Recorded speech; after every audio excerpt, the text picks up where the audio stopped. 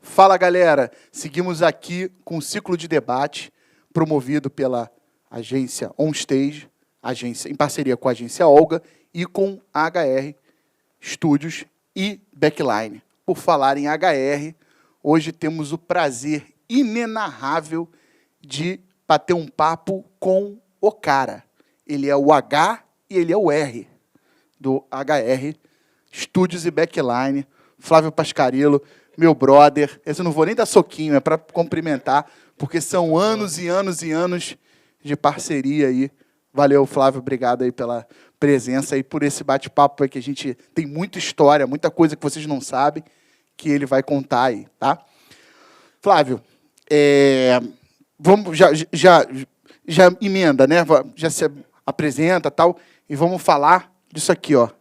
HR Backline, desde o início até hoje a referência que se tornou, não só na parte do estúdio, como no backline. Vai lá, Flávio.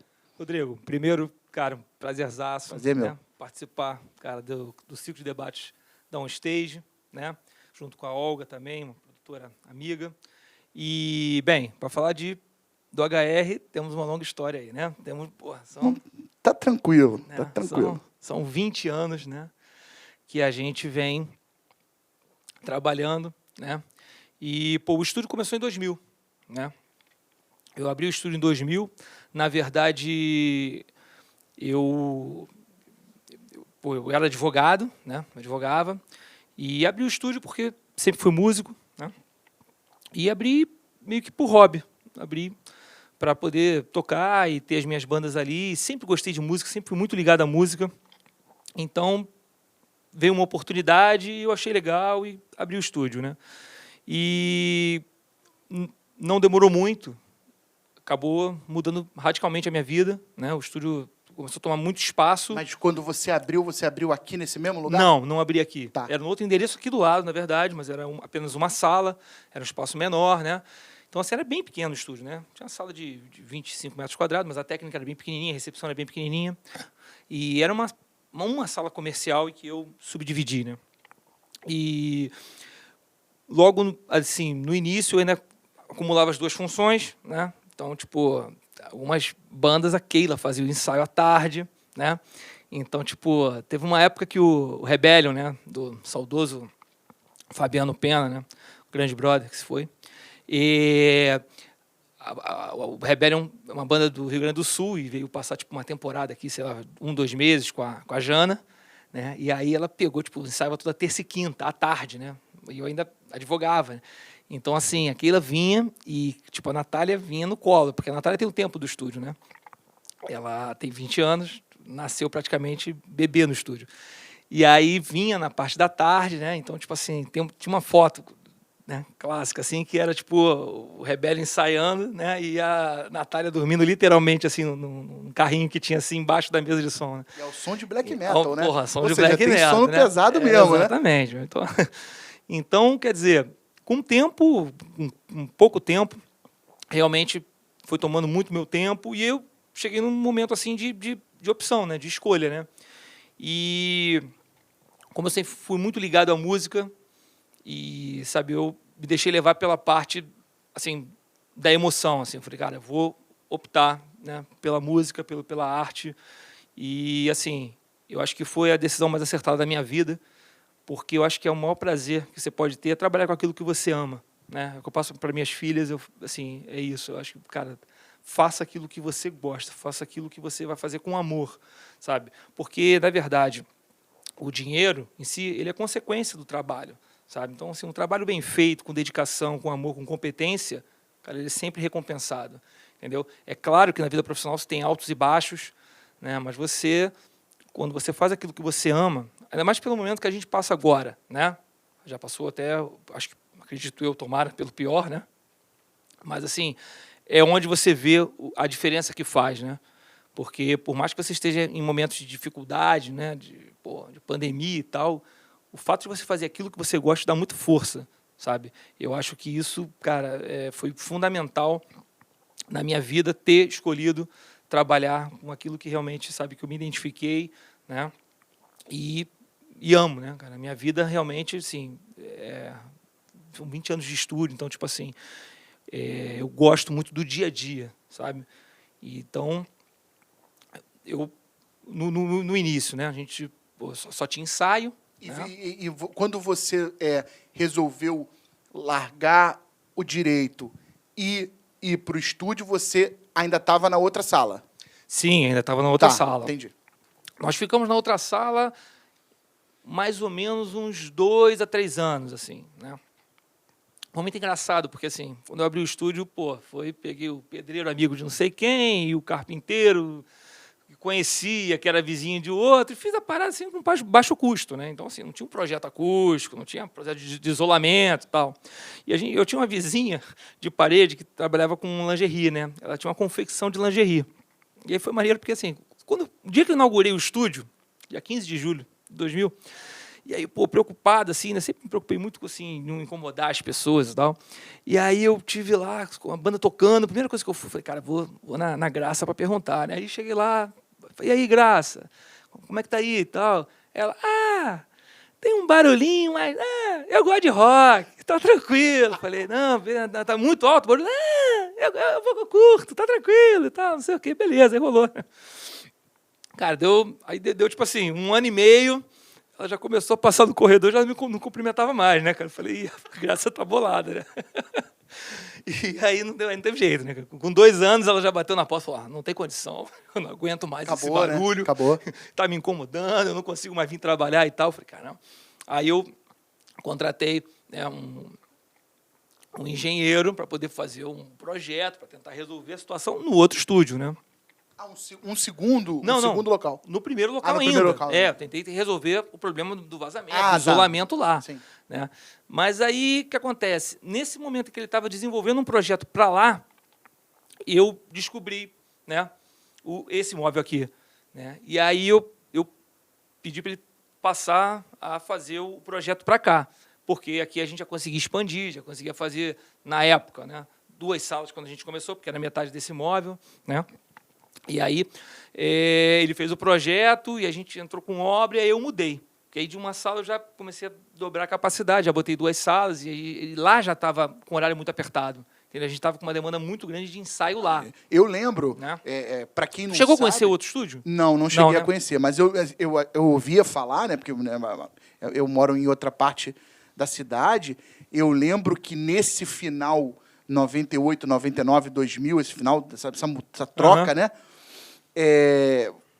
tinha uma quantidade absurda de bandas da Tijuca, né? Lembro do Garage, era todo show fim de semana no Garage, era uma quantidade de banda absurda.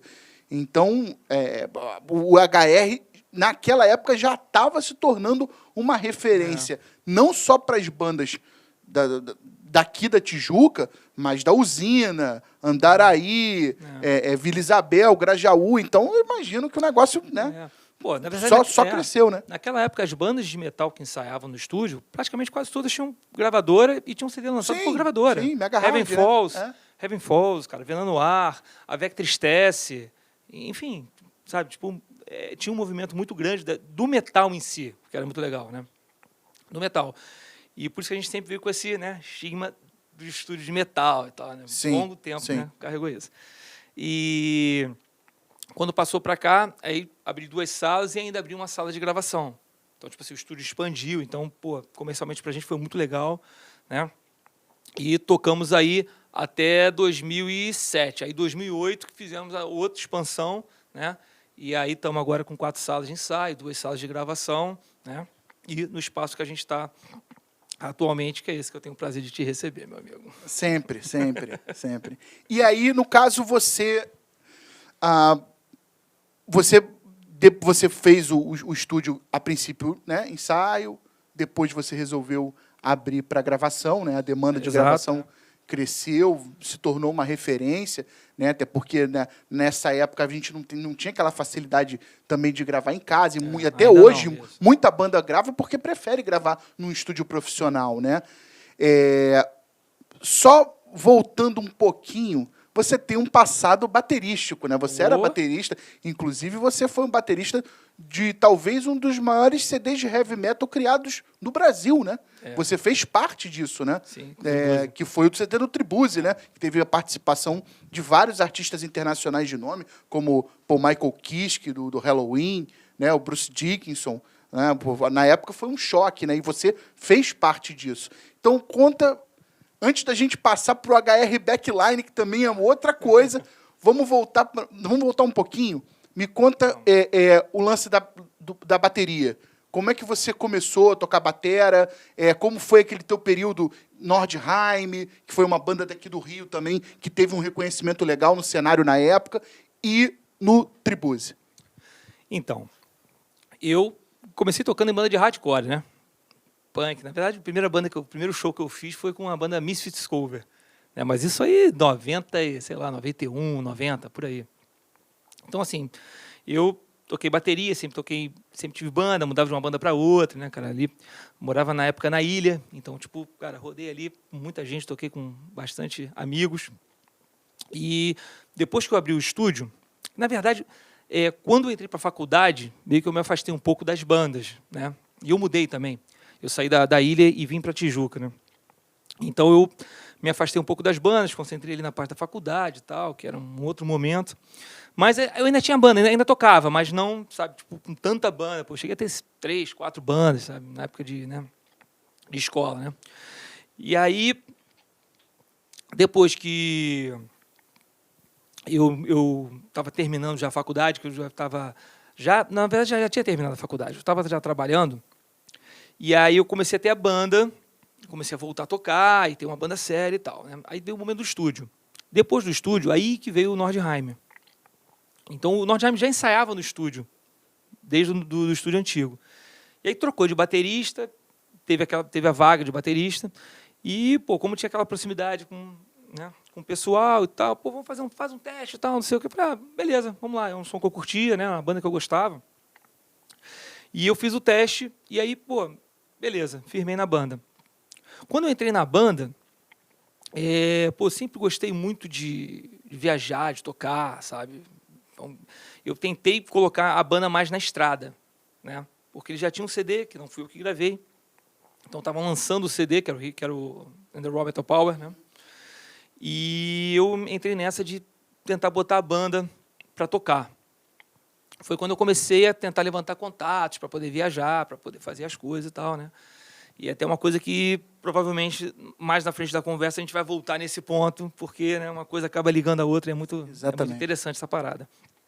E aí, eu lembro que eu pegava, assim, revista, Rock Brigade, Road Crew, e ficava vendo onde as bandas estavam tocando, onde as bandas, sabe, tentando levantar algum contato, porque não tinha, naquela época não tinha WhatsApp, né, cara?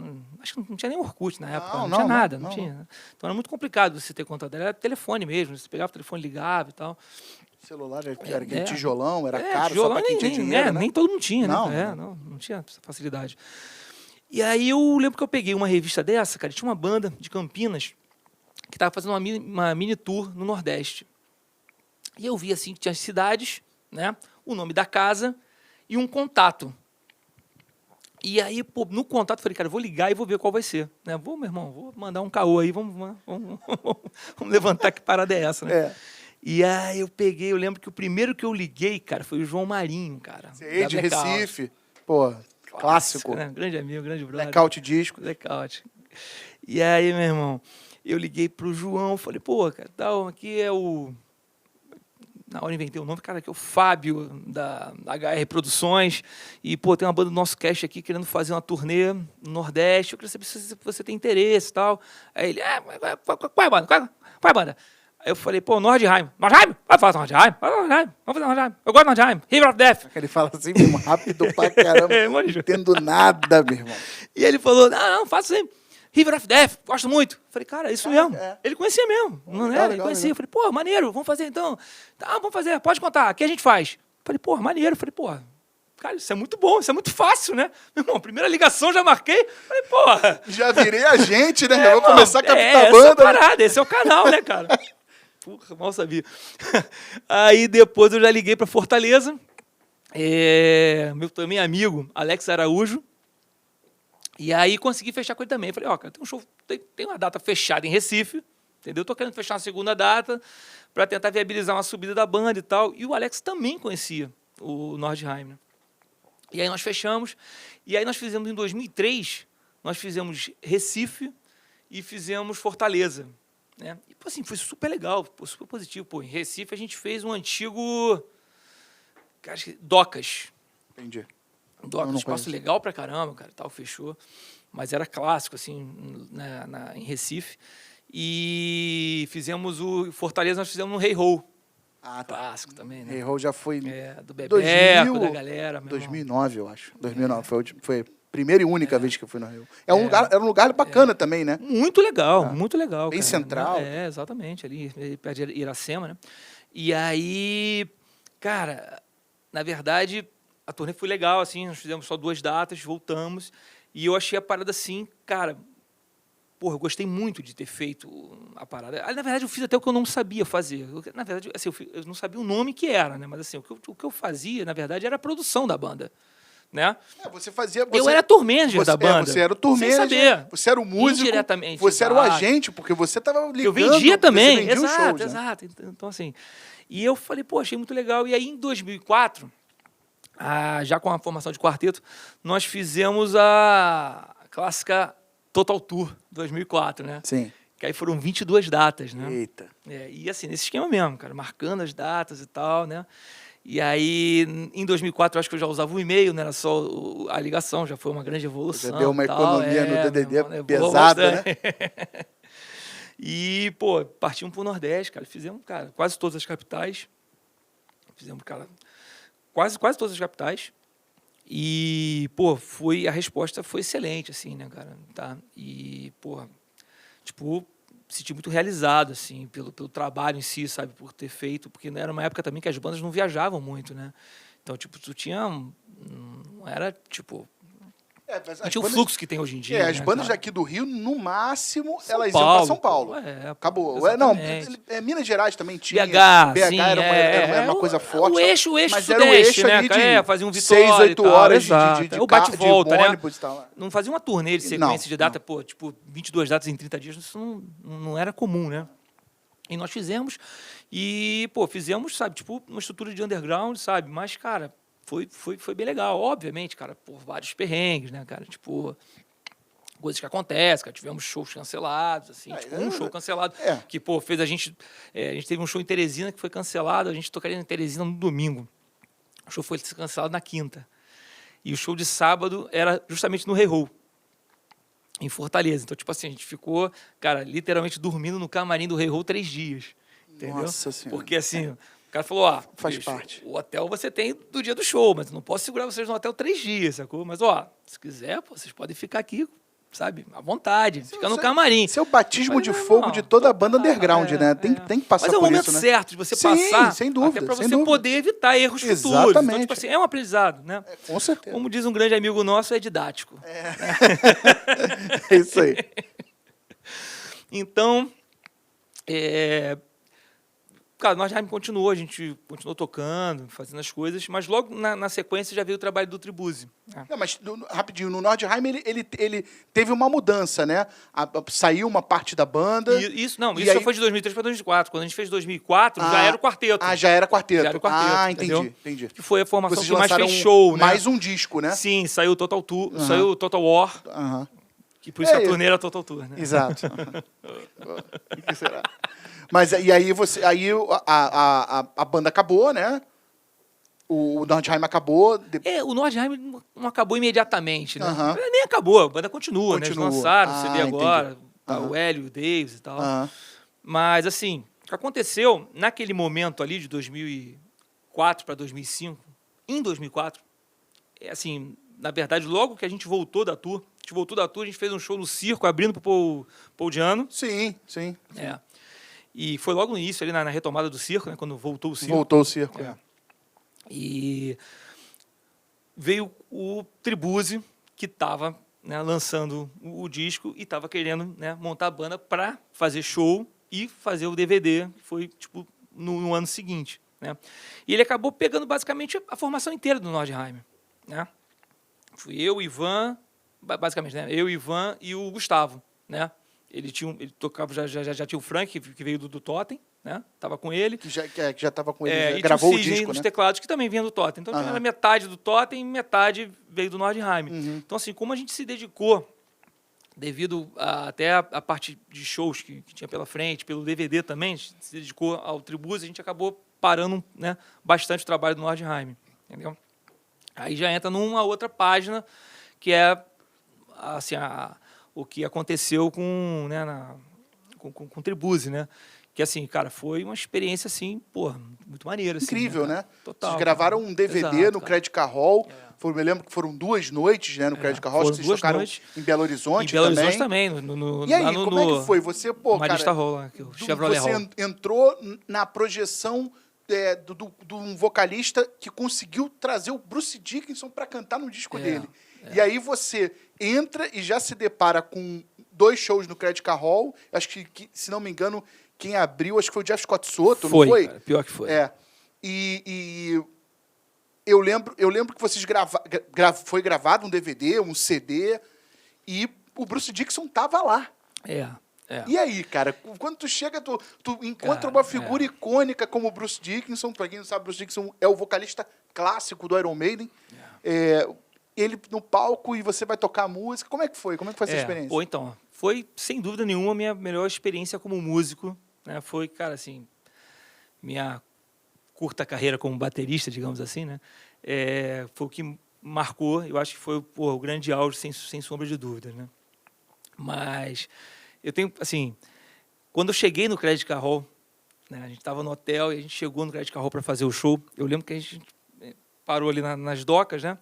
E a passagem pelo palco, cara, quando eu tava passando pelo palco, cara, Jeff Scott Soto tava tocando I'll Be Waiting, cara. Cara, legal, irmão, legal. Parei assim, já dá aquele... eu não acredito. Sabe? Então, assim, a questão do show em si, tipo, pô, tá ali no palco, cara, com Bruce Dickinson, cara, né, Roy Z, né, Ralph Shippers, né, Matt Sinner. Então, Kiko Loureiro, cara, tipo, tá com aqueles caras ali, é uma realização de qualquer músico, sabe? Assim, o momento, para mim, mais marcante, cara, porque depois do show a gente ainda tocou 3 músicas do Iron Maiden com o Bruce Dickinson cantando, porque essas músicas não foram gravadas, questões, né, de direito autoral. Mas as músicas foram executadas ao vivo. Então, assim, sem dúvida, é um momento que eu guardo, assim, cara, de maior realização da minha vida como músico, foi estar tocando no Credit Card Hall e, tipo, ouvindo o Bruce Dickinson cantar The Evil Dead Man Do no meu monitor, sabe? Tipo, e vendo o cara na minha frente. Então, tipo assim, cara, realmente, assim, uma parada que, pô, quando lembra até, tipo assim, dá uma emoção, porque, cara, foi, assim, uma parada única, sabe? E uma parada que eu guardo, assim, com com muito carinho, assim, sabe? E o momento em si era muito maneiro, sabe? As pessoas envolvidas no trabalho, sabe? O nosso relacionamento era muito bom, sabe? Era muito de brother, assim, sabe? Tinha uma parada muito legal, cara. E, pô, uma admiração máxima pelo Renato, sabe?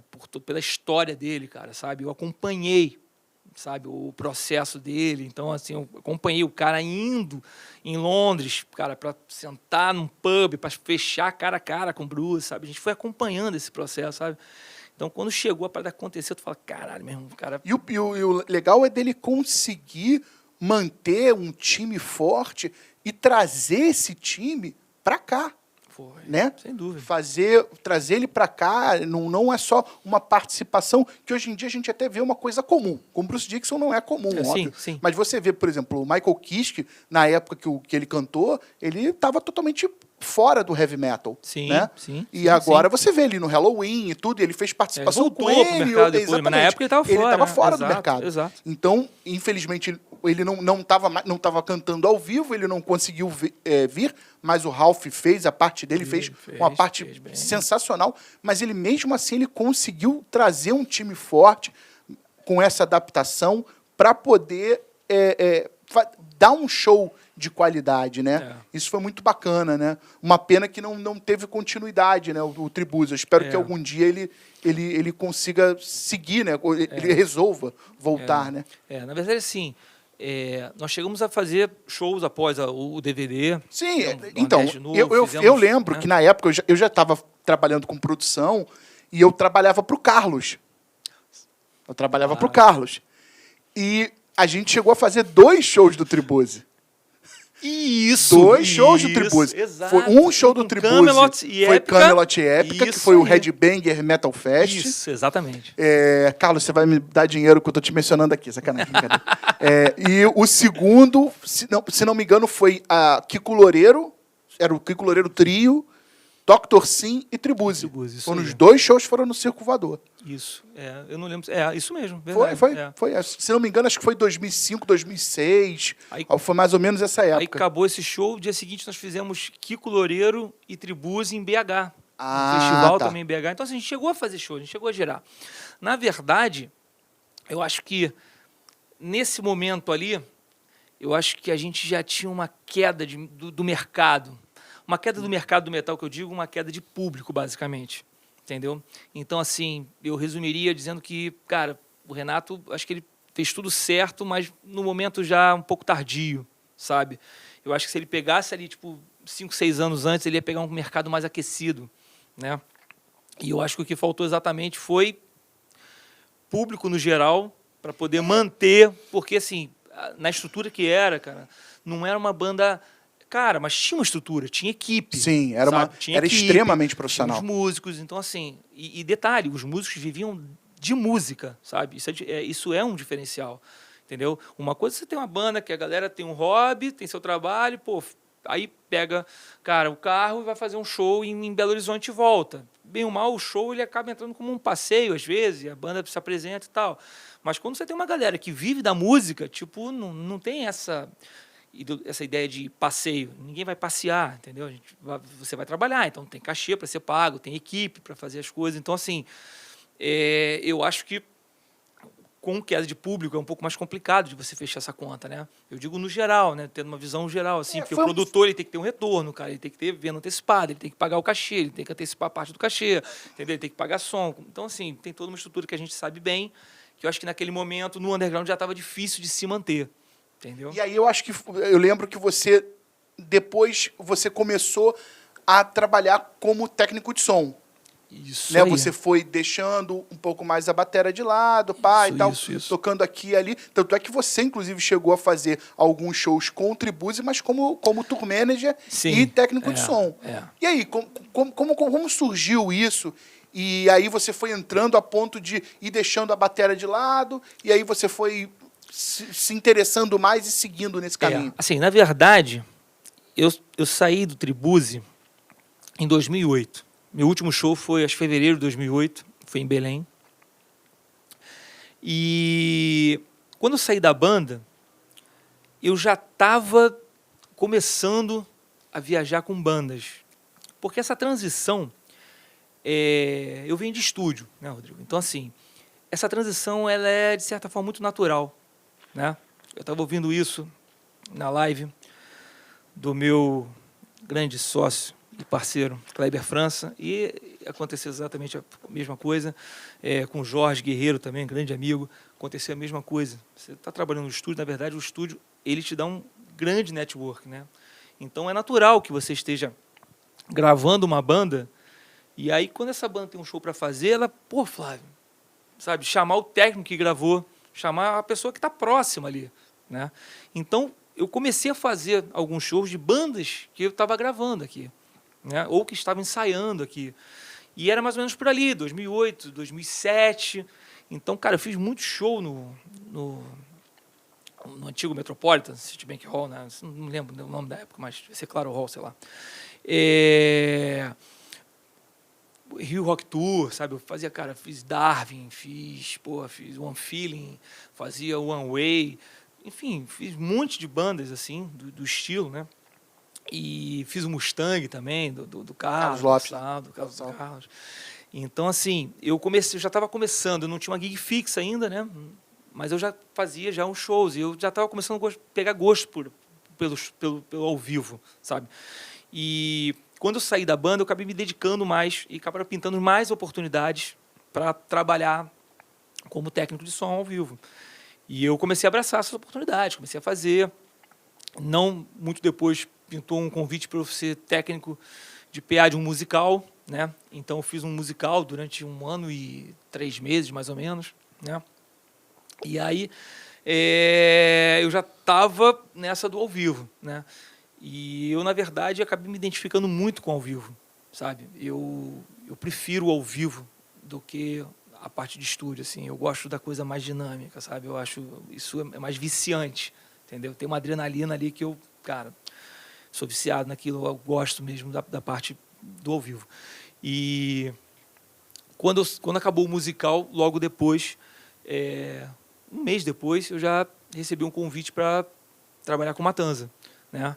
Foi quando já vem uma outra página. É uma outra ali história. Vamos com calma, vamos com calma. Devagar. Mas então, essa época que você saiu do Tribuse, 2008, eu lembro que já foi a época que você já começou a locar um equipamento do estúdio aqui e ali, aquela coisa toda. Antes da gente passar para essa parte de backline, uma coisa que eu queria te perguntar, que eu não te perguntei, no momento que você monta um estúdio, hoje em dia você tem uma facilidade muito maior de você conseguir um equipamento. Naquela época que você começou o HR, como é que você conseguiu, que você montou aquela salinha, tal? Como é que foi esse lance de você chegar e conseguir juntar uma grana, comprar o equipamento? O que você conseguiu fazer? Porque tinha uma dificuldade de arrumar equipamentos, os equipamentos eram caros, você tem que pesar, porque você começa um negócio do zero, então você não pode chegar com equipamento caríssimo, porque é um investimento, né? Você tem que começar com uma coisa baixa, e aí você vai dando o upgrade de acordo com a demanda de bandas e tal. Naquela época, quando você você montou o estúdio, você começou a comprar o material, teve dificuldade? Como é que foi? Como é que foi esse Então, esquema? tem uma história engraçada nessa montagem do estúdio, cara. O que acontece? Eu tenho um tio meu, né, que ele é técnico de futebol, auxiliar técnico, né, e ele trabalhava muito na parte dos Emirados Árabes ali, né, ele viajava, tipo, 8, 10 meses por ano, ficava 1 mês, 2 meses aqui no Rio, e voltava para trabalhar, mudava de clube, mas sempre naquela região. E aí eu tenho um primo mais novo, que sempre curtiu rock e tal, cara, e ele, só que ele não ia sozinho pro show, sabe? E aí o meu tio, numa dessas, ele virou para mim, um carinho muito grande por mim, quis presentear, né? E aí falou, Flávio, vou fazer o seguinte, eu vou te dar 5 mil reais, na época, você está falando de 99, né, cara? 5 mil era dinheiro. Era uma boa grana. Tipo assim, boa grana. 15 mil hoje em dia. Assim. Ele falou, vou te dar 5 mil reais para você comprar um carro para você. Só me faz um favor. Quando você for no show, leva o Ralfinho, que era meu primo, né? Leva ele no show. Falei, tio, beleza. Tranquilo, fechadíssimo, né? Lindo, né? E aí, beleza. E aí me deu o cheque, sacou? Eu peguei, cara, depositei o cheque, e fiquei procurando o carro. Só que aí não pintou o carro, sabe, cara? E aí, cara, meu pai um dia me ligou, falou, tem a menina lá da igreja, lá, que eu frequento e tal, e ela disse que tem um cara lá, vizinho dela, que tá vendendo equipamento de estúdio. Tu fala tanto de montar um estúdio, né, e tal. Eu falei, é mesmo, pai? Ele falou, parece que é 5 mil reais em tudo. Eu falei, vixe, meu Deus, aí é o sinal, né? Aí foi Deus, né? Aí foi sinal. Né? Não, tô aqui da igreja. Aí eu falei, vamos ver esse equipamento aí e tal. Aí fomos em Jacarepaguá, cara, eu vi. E é muito engraçado, porque o equipamento, cara, assim, é muito difícil eu me desfazer de equipamento, né? Isso até, de certa forma, tem um problema, né? Eu acabo só adquirindo, mas eu até hoje tenho esses amplificadores, né? Mas eu praticamente comprei o estúdio, sabe? Comprei os amplos de guitarra, o amp de baixo, comprei a mesa, comprei o equalizador, comprei o multi-efeito. Então, com esse dinheiro, eu comprei o equipamento e montei o estúdio, né? E foi no show e botou o moleque no táxi e levou ele. Exatamente isso. Claro, né? Não cheguei a levar ele, pegar assim. Eu ia até a Barra, pegava ele no taxizinho ali, já morava na Barra, levei ele pra ver Nightwish. Cara, levei pra ver um monte de show. Né? Aí eu falei pro meu tio, tio, na verdade eu investi numa parada pra comprar um carro um pouco maior e tal, no Tio Rio. Claro. Mas viu que deu certo, sabe? Né? Mas assim, começou daí, sabe? Então assim, a minha vida, na verdade, sempre foi marcada por oportunidades, entendeu? E eu sempre tive essa característica de mergulhar de cabeça e acreditar nas coisas e me dedicar, cara, como, meu irmão, de corpo e alma, sabe? Literalmente na parada. Com certeza. Então, assim, até a sobrevivência que a gente teve no período difícil da pandemia, eu acho que essa foi uma característica marcante, assim, sabe? Foi tipo, não, cara, eu não vou abrir mão de 20 anos de trabalho, sabe? E, cara, vou entrar na filosofia Platão, sacou? Se for para morrer, vou morrer atirando, Exato. sabe? E a gente tem essa coisa de, lógico, essa coisa do entretenimento, né? O entretenimento, no geral, estava bombando, estava seguindo. A tendência é a gente relaxar, a gente se acomoda. Não é relaxar, a gente se acomoda porque tá rolando e a gente faz simplesmente o trabalho. Acontece uma coisa dessa, a gente tem que dar uma reviravolta. Sim. Né, te tira total. da tua zona de conforto. Exatamente, né, exatamente. Para Mas o fato poder de você sair da se zona de reinventar. conforto, Né? não necessariamente, cara, é ruim, sacou? É incômodo, sabe? Mas eu acho que aí é justamente, cara, onde entra o diferencial de você, sabe, se reinventar, cara, e de você, até pelo senso de sobrevivência, buscar novas Você tem uma oportunidades. família, né? Exatamente, cara. Tem responsabilidade, cara, sabe? Eu tenho, cara, tem 2 empresas para manter, Claro. sabe? Tem, enfim.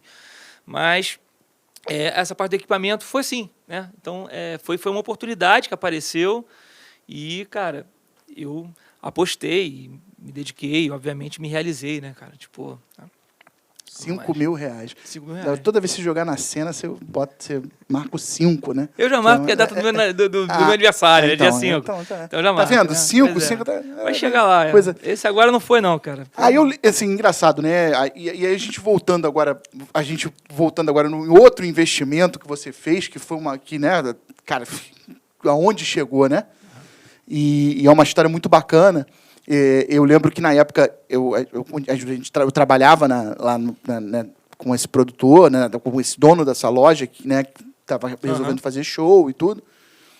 E a gente, na época, tinha uma pessoa que alugava equipamento. Essa pessoa alugava equipamento numa empresa, tal, mas aí ela começa a alugar do Flávio, do HR. Eu sei que começou com um amplificador, aí alugou o amplificador, alugou a bateria do Flávio, alugou o ampli de baixo do Flávio, daqui a pouco era tudo do Flávio. Aí ela deixou a empresa de lado e alugou tudo do Flávio. A clássica bateria Bauer preta, né? Que era que eu usava... Era que você usava do Nordheim. Exatamente. Tribuse, nossa, da Bauer. Exatamente, do Tribuse, desculpa. Então, assim, isso foi usada por N bateristas de heavy metal, muita coisa. Inclusive bateristas que depois chegavam e falavam, pô, que bateria legal, cara. Essa bateria é brasileira. Aí o cara, pô, nossa, eu nunca ouvi, que som, não sei o que. Aí o Flávio começou, né? Aí pá, não sei o que, pô, isso aqui é do Flávio. Pô, aquilo ali é do Flávio, tudo é do Flávio. E aí você tinha, né, vinha o carro pequeno, pá, tu botava ali, pá, começou a depois teve uma fazer montana. aqui, fazia ali. Era uma época que show de metal no Rio de Janeiro, se não era a gente que fazia, não tinha outro para fazer. Quer dizer, lógico, tinha as empresas maiores, né, Time for Fun, aquela coisa toda, que faziam shows lá no Metropolitan, que eram bandas grandes e tal. Agora, show de médio, pequeno porte de heavy metal, de banda internacional, não tinha quem fizesse, se não fosse a gente na época. E aí você, desses shows, você começou a alugar ali, alugar aqui, aí a palavra foi espalhando, e aí começou a entrar o Flávio, que aluga equipamento, aluga backline. E aí, como é que foi? Conta aí. Então, vamos lá. Na verdade, a parte do backline, assim, foi uma outra oportunidade que apareceu. Legal. Sabe como começou isso? Teve um show do Napalm Death, no Olimpo da Penha, que eu acho que foi 2003. Sei, eu fui, eu tava lá. Tava lá. 2003. Nesse show, a Jana, ela me ligou. Jana Souza, uma grande amiga, adoro a Jana. Ela me ligou e falou assim, porque já tinha tido os ensaios com Rebellion, ela sabia que eu tinha uma bateria de 2 bumbos. Né? Ela era empresária do Rebellion. Exato. Verdade. E aí a Jana ligou e falou, Flávio, você tem bateria de 2 bumbos aí, não tem? Eu falei, tenho, Jana. Ela falou assim, vem cá, você não quer alugar pro show do Napalm Death, não? Eu falei, alugar pro show do Napalm Death? Pô, quando é que vai ser? Nunca fala não, né? Quando é que vai ser? Aí ela, vai ser dia tal. Abri a agenda do ensaio, cara. Tava até então sem ensaio marcado. Falei, Jana, alugo sim. Quanto é que é? Falei, então, tem um cliente aqui, te liga em 15 minutos. Pra ganhar um tempo, né? Ô, rapaz. Eu já revelando esse segredo. Ô. E aí, cara, eu comecei a pesquisar que forma eu podia precificar aquilo e tal, pá, frete, não sei o que, pá, pum, tem um preço. Fechou. Cara, eu fui, peguei na época o carro do meu pai, dei um jeito de botar a bateria dentro do carro, com os dois, com o estante, com tudo, levei a bateria e fiz o show. E eu lembro que eu estava ali no... que foi dos meus primeiros contatos com o show, não tocando, mas no backstage, né?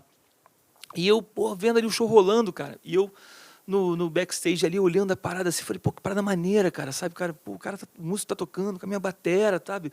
Isso é muito maneiro, cara, isso é muito legal. E eu, pô, fiquei interessado naquilo, né? Mas, beleza, assim, né? Não fui além daquilo, assim, só achei maneira a parada, beleza, tal, guardei aquilo e voltei. E aí não deu, tipo, uns 3 meses, me ligaram de novo para alugar a bateria pro Crisium na Casa da Zorra 2, um negócio assim, a Casa da Zorra 3. Acho que foi Crisium e Vader, foi um show desse, Nossa, assim. que teve um negócio da luz. Exatamente, exatamente. Esse mesmo. Pra tu ver que tu já tava vendo o show de backline do HR Backline há muito tempo. Mas não, assim, a primeira na vez que eu ouvi época... foi Não, aquele- mas na época nem era HR Backline. Na época eu não sabia nem o que era backline, cara. Sabe? Tipo... Então assim, o backline, ele foi algo muito natural, sabe? E tipo... Foi um movimento natural do estúdio, sabe? Foi uma expansão do nosso serviço, né? Então, comecei a alugar e aí começou a ter outros shows, cara. E eu comecei a ter uma demanda maior, sabe? Então, eu comecei a correr atrás de equipamento, sabe? Comecei a correr, cara, não sei quem quer vender um JCM 900. Pô, eu ia lá, fazia uma negociação, pegava um cabeçote, sabe? Aí eu lembro que eu fui, cara, eu viajei para o Chile com a minha família, passeio, cara. Aí eu estava em Puerto Montt, né? Pô, o Holiday Inn lá embaixo é um shopping, né? E aí, no último dia, eu tô rodando no shopping assim, vi uma loja de instrumentos musicais, assim, cara. Aí, quando eu entrei na loja, cara, vi preços assim que eu fiquei abismado, assim. Aí, pô, lembro que eu comprei uma caixa Marshall no dia de vir embora, cara. E a Mariana, cara, minha filha na época tinha, sei lá, tinha uns 12 anos, sabe? Pô, ela me ajudando, assim, com a caixa Marshall no papelão, assim, a gente carregando, sabe? Consegui embarcar e tal.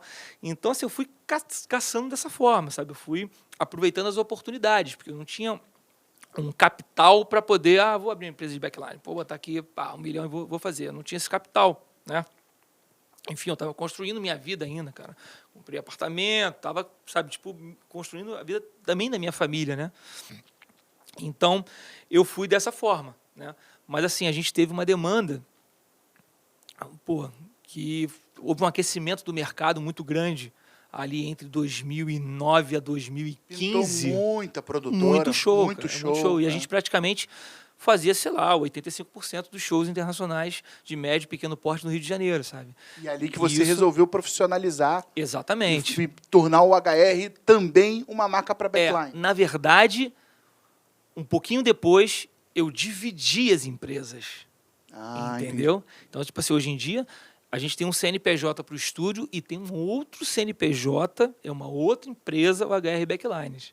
Entendeu? Então, assim, nesse momento, eu fui reinvestindo, sabe? E tinha toda uma dificuldade de, como sempre teve, né, de comprar equipamento, né? Então, basicamente, cara, eu aluguei um P.O. Box nos Estados Unidos, em Miami, e eu, cara, ficava caçando, tipo, eBay, promoções em loja, sabe? Eu ia comprando equipamento e ia mandando pro P.O. Box, né? E aí, tipo, juntava uma leva de equipamento, cara, eu ia lá, pegava o equipamento, cara, eu despachava, eu fazia, tipo, sabe, toda a parte de entrada do equipamento, tal, eu fazia tudo, eu sempre fiz tudo, sabe? Então, assim, isso me deu uma baita experiência, sabe? E tipo assim, e foi muito bom, porque eu pude fazer isso de uma forma um pouco gradativa, né? E eu ia comprando na medida que a gente tinha uma demanda maior, então tinha um controle disso, né? Mas foi um período assim, muito legal, assim, que eu gostava muito assim, de poder escolher o equipamento que eu queria comprar, e, sabe, depois ir lá buscar. Você Então, fazia tipo assim, tinha um você aumentou o seu movimento muito carro, do carro virou um caminhão, e a coisa foi crescendo, né? exatamente. Foi um mercado. E você ficou durante muito tempo servindo praticamente o heavy metal, né? Sim. Tinha, lógico, outros estilos, mas o heavy metal, na época, como você falou, pintou um monte de produtora, um monte de gente querendo fazer show, e o heavy metal foi um estilo que ajudou bastante, né, você... Por que acontece? Eu meio que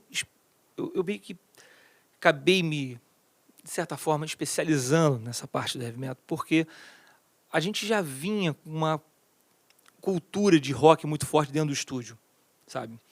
E para show de rock, né, e de metal em geral, na verdade, você pode ser um pouco mais específico, de metal em geral, você tem coisas que são um pouco mais específicas. Sim. Tá? Então, assim, você pega um rider técnico de uma banda gringa de metal, os bateristas eles especificam o tipo de estante de prato que eles querem, sabe? Então, assim, tem coisas que não é qualquer locadora que você vai conseguir ter. Uma empresa de sonorização em si, eles vão ter uma bateria de boa qualidade, bom estado, vai ter, de repente, um JCM 900, vai ter um Ampeg, vai ter. Mas, assim, dificilmente eles vão ter 4 caixas, 8 caixas Marshalls, entendeu? Sabe, 2 caixas Ampeg e uma bateria de 2 bumbos e 4 tons e 2 surdos para botar no palco, sabe? Exato. Então, por isso que é específico. E além né? do que, eu lembro que, na época, você não tinha, você arrumava uma outra pessoa que tinha e você sublocava isso. Né? Não tinha não. Eu lembro que teve uma vez que a gente fez uma banda, não sei se foi o Glenn Hughes, foi alguma coisa assim, que o baterista queria uma estante de contratempo de 2 pés. Hoje já e você... Hoje em dia, porra... Tem 3, né? Pô, cara, isso foi sei lá... Foi o primeiro Glenn Hughes, né? Eu acho que foi 2007, né? Eu acho que foi 2007, foi aquele do Circo Voador, foi bem no início. Isso. E você teve que alugar... Foi no circo ou foi na... Foi no circo. Foi no circo, foi o primeiro no circo, eu acho. Eu acho que foi, eu não lembro. Também a cabeça também já tá dando defeito. E eu lembro que você teve que sublocar de uma banda, porque era o único cara no Rio de Janeiro que tinha a tal da estante de contratempo de 2 pés. Não, assim, sempre tive assim, um ciclo muito grande de amigos, de músicos, né? E isso facilita para você poder resolver um problema ou outro, né? Porque, cara, tem situações que são muito específicas, né? Então, assim, você não consegue atender 100% do rider. E aí a gente veio com um contra-rider, obviamente, na medida que o tempo passou, a gente acabou aproximando cada vez mais o contra-rider, do artista, né? Mas, assim, sempre nessa de atender a necessidade de cada um. Sim, sim. E aí, então, agora a gente tem o Flávio.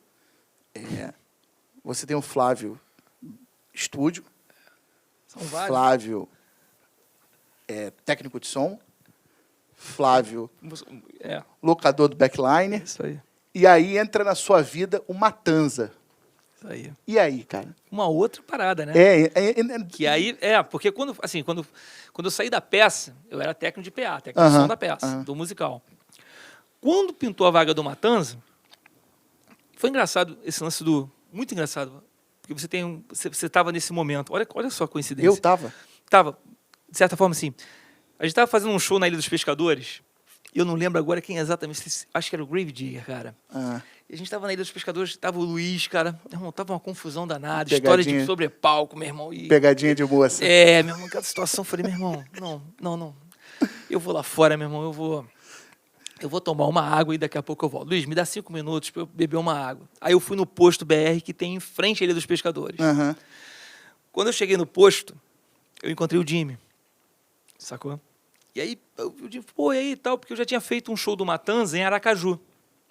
Porque em 2007, 2008, a gente perde um pouco da referência, vai ficando velho a merda. Sim. 2007 ou 2008, eu fazia o Massacration. Fazia o PA do Massacration. E aí teve um show em Aracaju que o Matanza tocava antes do Massacration. Né? E o Matanza, na época, viajava só com hold. E aí eles chegaram e falaram, como a gente embarcou junto, né? Eu saía do Rio, né? E eu encontrei, na época era o Pisca, tava o Pisca e o Jimmy, falou, pô, cara, a gente tá precisando de um técnico de som, pô, tá afim de fazer, a gente viu um esquema aí, tu faz as duas bandas. Eu falei, pô, não, beleza, faço, tranquilo. E aí eu conheci os caras, começamos a trocar ideia ali, eu conheci. Nesse show que eu saí para tomar uma água, na verdade eu reencontrei o Jimmy, né? Ele falou, pô, isso foi em 2011. Ele falou assim, pô, cara, legal te encontrar e tal. Pô, me dá teu telefone, porque a gente tá para fazer umas alterações na equipe, né? E a gente vai fazer Rock in Rio esse ano, então vai precisar de uma equipe maior e tal. Eu vou te dar um toque. Falei, pô, claro, tal. Passei o telefone para ele. Só que, tipo assim, deu uma semana. Na verdade, o Pisca, que na época era o agente, ele me ligou. E aí ele falou, pô, Flávio, olha só, pintou uma vaga aqui, o Jimmy pediu para entrar em contato contigo para ver se tu tá afim de fazer. Falei, pô, legal, cara, de técnico de som? Ele falou, cara, não. Na verdade, é de produtor. Falei, Aí puxou legal. aquele Flávio Nordheim marcando o turnê no ainda Nordeste. A ficha não tinha caído ainda. Ih, Na verdade, rapaz. a ficha não tinha caído ainda, cara. A ficha só caiu um tempo depois, né, cara? Quando eu comecei a exercer a função, eu falei, porra, legal. Isso é uma parada tão natural assim que, pô, eu já fazia isso antes sem saber o que era. Mas aí eu topei, eu falei, cara, não, vambora, vamos pra cima, vamos fazer. Porque, cara, na vida é assim, né, cara? O que você não sabe, você tem que aprender, sabe? Meu irmão, e tem que se dedicar, sabe? E tem que ampliar horizontes, sabe? Então, eu sempre fui... Esses vários Flávios que você fala, na verdade, foi uma forma que eu sempre pensei, cara, de ter várias frentes de trabalho. Eu vi o Flávio se multiplicar. É. Porque o Flávio fazia isso, o Flávio fazia aquilo outro. Eu falei, cara, a vida desse cara deve ser uma coisa muito louca. É louca, né? É maneira, mas é louca. Não, louca no bom sentido, óbvio, né? É louca, é estressante. Mas cara, é maneira, é gratificante, assim. Lógico, né? tudo que você botou a mão, você fez acontecer. Isso é legal pra caramba. Sem dúvida, claro. Pô, sabe? isso pra mim é muito, muito gratificante. Então, eu falei, não, beleza, vamos fazer, cara. Pô, tal, topei a parada. Cachê, assim, não era o cachê que eu esperava e tal, mas eu falei, cara, não tem problema, vamos lá, sabe?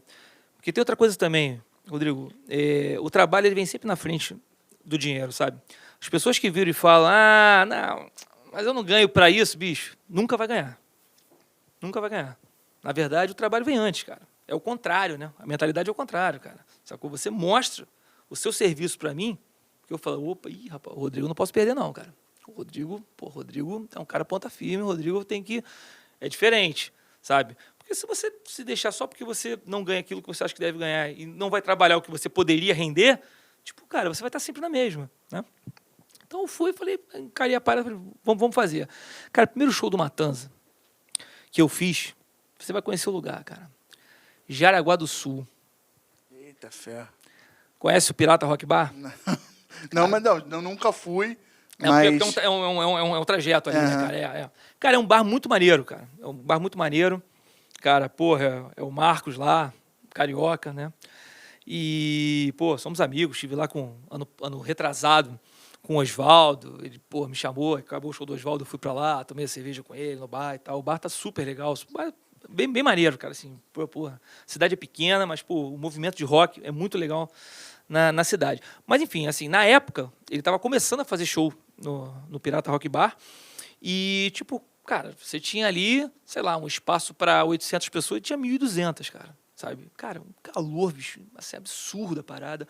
O show foi um show, assim, cara, caótico. O palco era pequeno, sabe? Palco baixo, pequeno.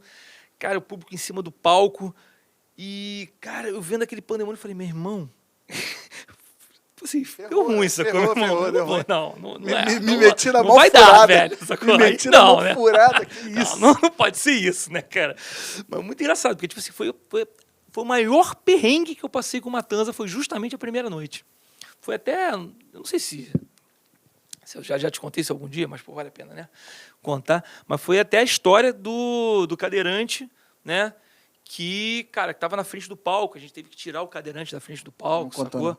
Pô, essa história, meu irmão, é sinistra, cara. Tinha um cadeirante, tinha tetraplégico na frente do palco, cara. Assim, na primeira fileira, cara. E as pessoas se jogando por cima dele e tal, não sei o quê. E aí, quando o Jimmy viu, o Jimmy falou, cara, tira o cara daqui. O cara não pode ficar aqui. Tira o cara daqui. Bota em cima do palco. Eu falei, cara, o palco pequeno, mas tinha um recuozinho assim. Eu falei, cara, vou botar no recuo ali. Não, beleza, cara. Tira daqui. Aí deu um tempo no show e tal, para acalmar a galera. Aí eu chamei o Márcio, que era o contratante, falei, cara, vamos tirar o cara dali, cara. Tá muito perigoso ali, meu irmão. Pô, todo mundo caindo em cima do cara. Não, então vamos tirar o cara. E aí, cara, ele falou, ó, faz o seguinte, puxa o cara que eu pego a cadeira. Porque essa cadeira deve ser pesada, deve ter bateria e tal. Eu falei, não, beleza. Aí eu fui, cara, tentei puxar o cara, sabe? Aí o cara não veio. Eu falei, pô, o cara também é pesado, né? Aí eu puxei mais forte o cara, bicho. O cara não veio, cara. Eu falei, caralho, e o show parado, né? Eu falei, pô, tem que tirar o cara logo daqui, né? Aí, meu irmão, puxei o cara. Falei, cara, meu irmão, o cara tava amarrado na cadeira, né, cara? Porque o cara é tetraplégico, né? Amarrado na cadeira, cara. Aí, porra, e a irmã do cara tava atrás da cadeira, cara. Mas já bêbada, sacou? E soltou o cara, tiramos o cara. Mas, enfim, foi um caos, assim. Aí, quando o contratante passou, pegou acabou que eu tirei o cara, puxei o cara, o Marcos pegou o cara no colo e foi tirar o cara assim, do palco, né? No colo. Só que o cara tinha uma sonda, cara.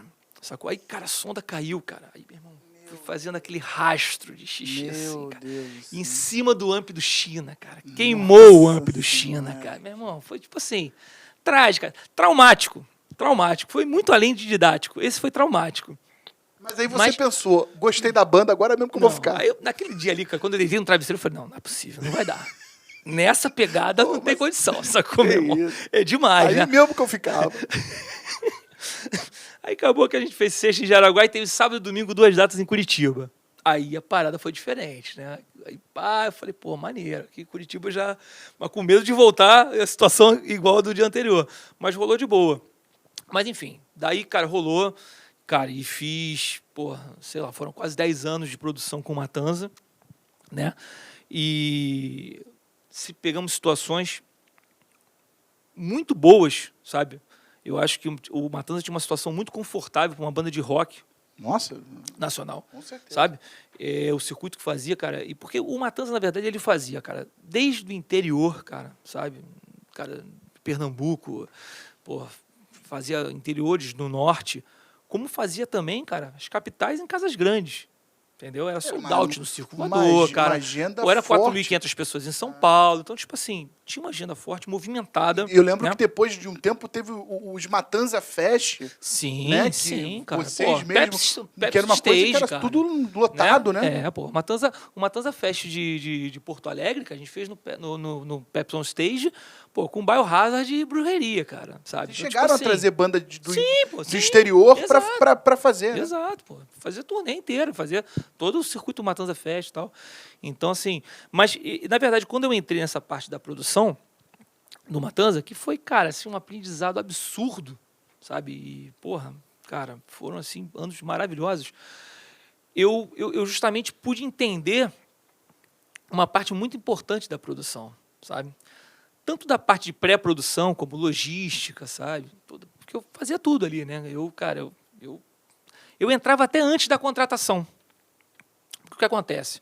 Matanza era uma banda que trabalhava com orçamento de cachê, né? Então não tinha um cachê fixo, dependia da situação. Né? Então tinha um preço que era para uma cidade do interior, tinha um preço para uma capital, tinha um preço para um festival. Né? Então, quando recebia um pedido de orçamento, eu já fazia um levantamento prévio. Então, a gente já sabia o lugar, já podia estimar mais ou menos, podia já chegar numa precificação. E mais, eu também fazia levantamento de custos. Porque... Você chegou a incluir o HR Backline também em algumas opções do Matanza. Sim, né? Várias vezes. Uniu né? de agradável, Várias vezes. Até porque, obviamente, eu conseguia dentro da estrutura uma condição boa para a banda também. Né? Então, a gente já fazia ali, sabe, uma parceria muito grande que durou muitos anos. Né?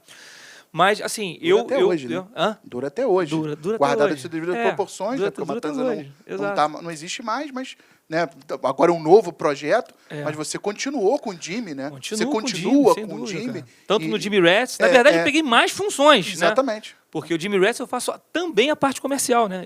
Eu agencio também, né? Então, assim, mas dando só um passo atrás ali, claro. O que acontece? Eu, na parte do Matanza, eu entrava bem antes ali, né? Então eu fazia o processo inteiro, né, cara? Eu fazia o levantamento de custos. Até quando mandava uma proposta de cachê, a gente já mandava já o valor estimado de passagens aéreas para dar uma ideia real de contratação de valor. Porque a gente tinha muitos casos em pessoas que eram fãs da banda, de uma cidade do interior, que queria contratar, fazer um show da banda, porque, sabe, enfim, uma questão, ia abrir um bar, então o cara, no primeiro show do bar, ele queria que fosse o Matanza, sabe? Então, assim, era uma situação que não era um cara experiente em contratação, sabe? Então, assim, eu não deixava na mão do cara o levantamento de custo. Por quê? Porque o cara chegaria a ver a passagem, tipo, Rio-Cuiabá. Cara, se for ver a passagem mais barata, de repente é uma passagem que tem 9 horas de voo, 3 conexões. Não tem condição. Então, até a tua logística, até teu cronograma do dia não fecha. Não adianta chegar na cidade 7 horas da noite, cara. Não consegue passar som. E então, ao tipo longo assim, dos anos, isso foi tornando uma coisa comum. As pessoas começaram a passar os valores delas já com as passagens inclusas. Isso, o cachê colocado. Exatamente. Né? chamado cachê colocado. Exatamente. Já com as passagens inclusas É. para poder evitar esse tipo de dor de cabeça do cara deixar de última hora, falar, ah, não, mas a passagem ficou cara. Ou então comprar aquela passagem, né, do malandro, né? Exato. Voa daqui para Curitiba, faz escala em Manaus de 200 horas.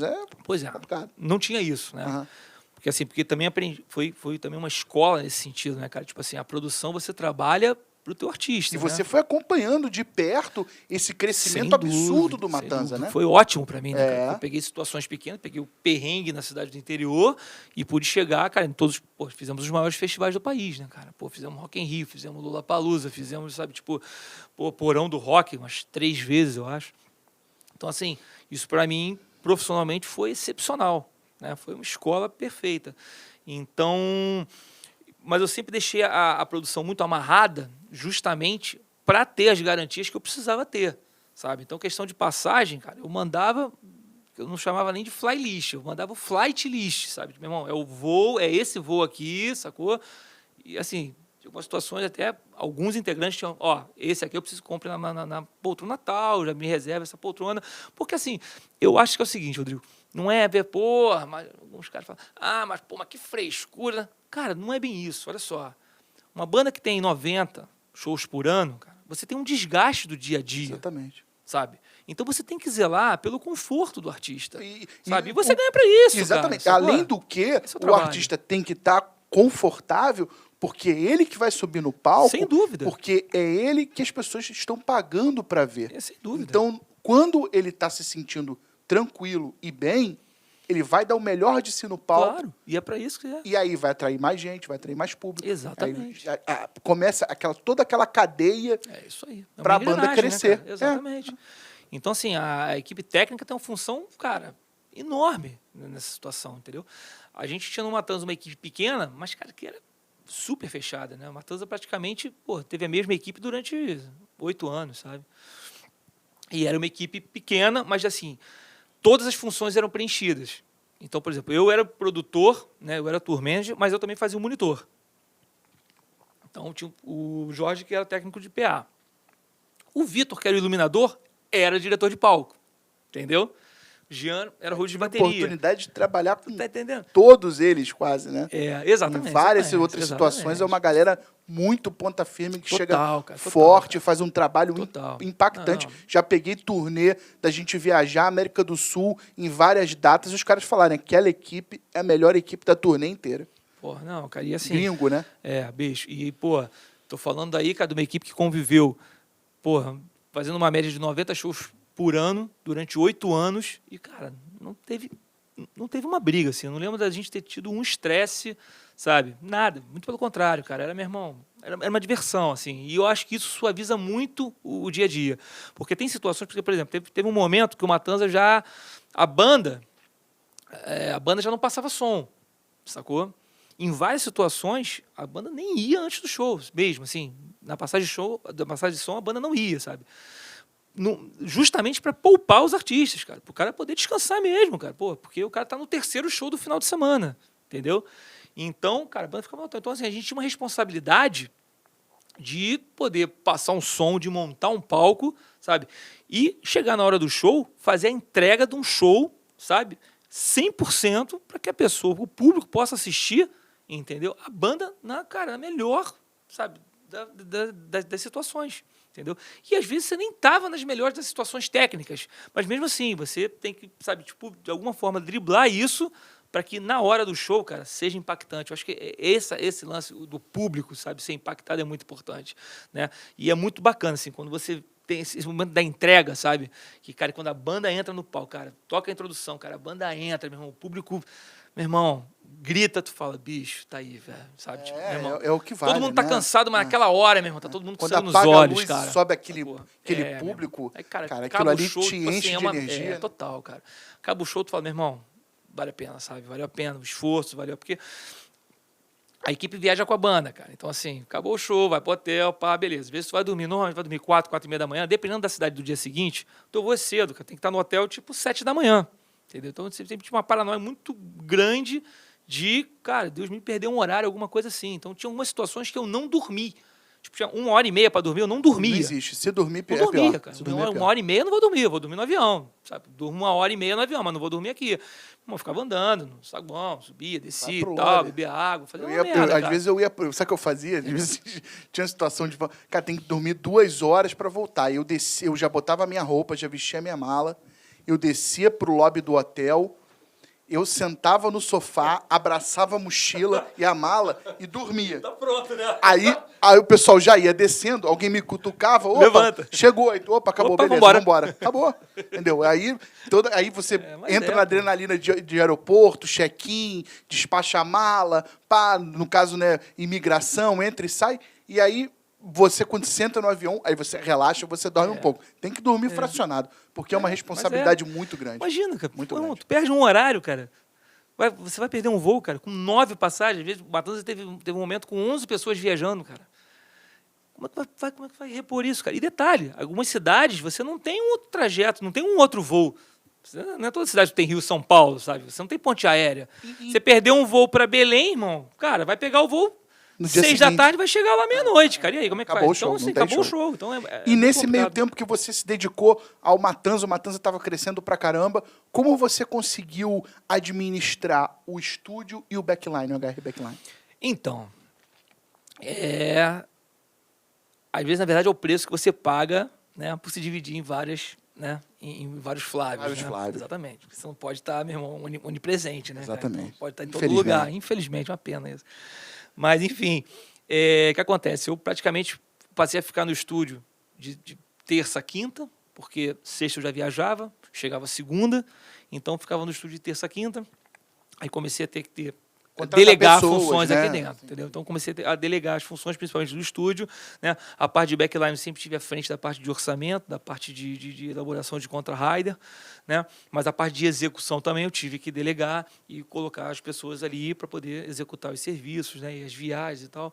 Mas assim, realmente é uma loucura, assim, né? Você tem várias coisas para você cuidar, várias responsabilidades, mas, cara, meio que eu gosto disso, sabe? Eu sou meio viciado nessas várias facetas e de estar fazendo várias coisas ao mesmo tempo. Eu sempre tive esse perfil, né? Então, assim, não me doeu nada, muito pelo contrário. Foi muito prazeroso, colhi ótimos frutos disso, tá?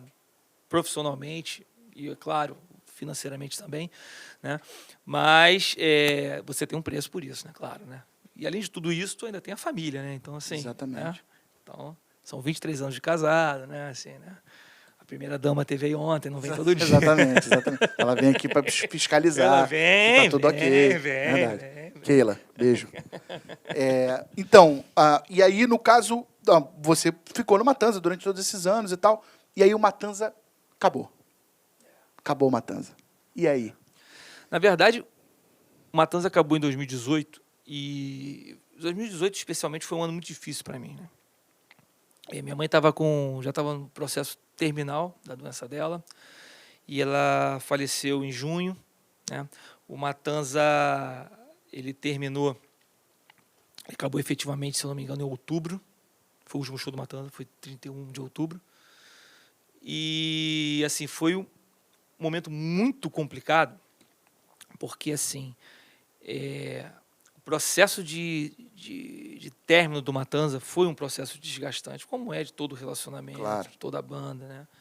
Então, a gente veio ali cumprindo uma agenda, mas com alguns problemas internos, né? E eu tive que me desdobrar para poder amenizar esses problemas e fazer a coisa acontecer. Então isso exigiu, cara, uma dedicação muito grande, sabe? Porque parte da banda não se falava, então eu tinha que... enfim, quando terminou o processo, eu era a única pessoa que falava com todo mundo, sabe? Então eu acabei canalizando toda a comunicação, de praticamente tudo era através de mim, sabe? Então, e eu já vinha num momento complicado, que era a perda da minha mãe, cara. Enfim, então juntou ali, meu irmão, uma sequência pesada. Mas eu até pela gratidão das coisas que eu conquistei com o Matanza, eu fiz questão, sabe, de me empenhar até o último show, sabe, e conduzir da melhor forma possível e tentando, obviamente, sabe, evitar os problemas entre as pessoas, né? Então, tipo, eu fiquei ali amenizando, né, para que a gente pudesse concluir aquele processo, né? Mas aí logo quando acabou, praticamente imediatamente, o Jimmy disse que iria continuar trabalhando comigo, né? E anunciou que ia estar se juntando com o pessoal da banda Rats, né? Que era uma banda que já vinha ali acompanhando Matanza, abriu o Matanza Fest, fez vários shows com Matanza, fez Halloween do Matanza no Imperator. E ele me chamou para a gente poder montar, sabe, tipo, uma equipe pequena, né, reduzida, sabe, mas tocar, né? Tocar e queria seguir comigo. Falei, cara, legal, porra. Na verdade, o Jimmy se tornou um amigo, né? E eu acabei pegando também, foi aí que eu peguei mais uma função, que era de fazer a parte comercial do Jimmy Rats, né? Então, o Jimmy Rats eu faço todo o processo inteiro, né? De produção, executivo, e tudo. agência. E, na verdade, quem veio comigo, né? Foi o Jorge, né? O Jorge é o técnico de PA da banda. Então, na verdade, no Jimmy Rats, a gente tem... São dois... A equipe é de 2 pessoas, né? Sou eu e o Jorge, né? E, assim, tem momentos até que fala, cara, engraçado, assim, né? Mas a gente chegou para fazer um porão do rock, sacou? Eu e Jorge, sacou? Virando um palco, né? Lá no estádio Mané Garrincha. E viramos um palco, eu e ele. Pode ter uma equipe local, né? Sofre aquele downgrade, entre aspas, né? Porque, lógico, não tem como... O assim, downgrade que eu digo na parte pessoal. De equipe, número de pessoas, né? Entendeu? Porque o que acontece? Na verdade, é uma readequação, não tem pra onde você fugir, sim. sabe? Mas, por um lado, é bom, né? porque você se motiva do tipo assim... Pô, eu agora...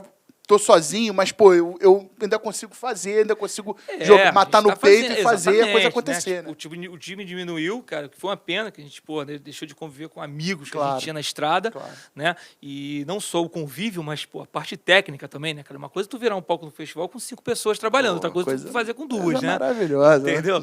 Então, assim, mas a gente, obviamente, tem que se readequar, né? Eu acho que isso também é um momento importante, sabe, Rodrigo? Cara, você tem uma banda que tem um cachê X, você tem uma estrutura.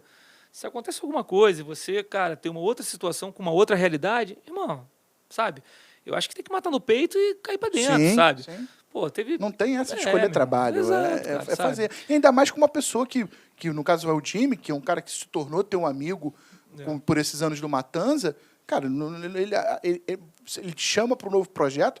Foi um prazer, cara. Exatamente, ele não estava esperando outra coisa, imagina, né? Lógico, ele te chamou justamente porque ele sabia da tua competência e como você ia seguir, né? Exato. Então, assim, para mim foi um prazer mesmo, sabe? Pô, fiquei honrado com o convite dele, tá? Ainda mais tendo mais uma função, que era a parte comercial, de vender show.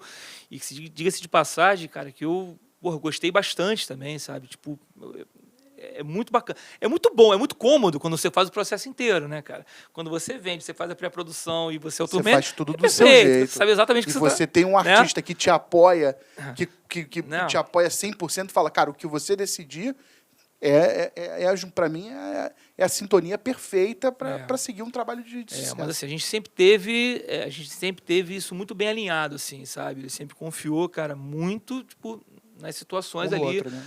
E ele sabia ali, cara. Tipo, Matanza, sei lá, cara, Matanza teve sei lá, pouquíssimos, ou raríssimos shows cancelados, sabe?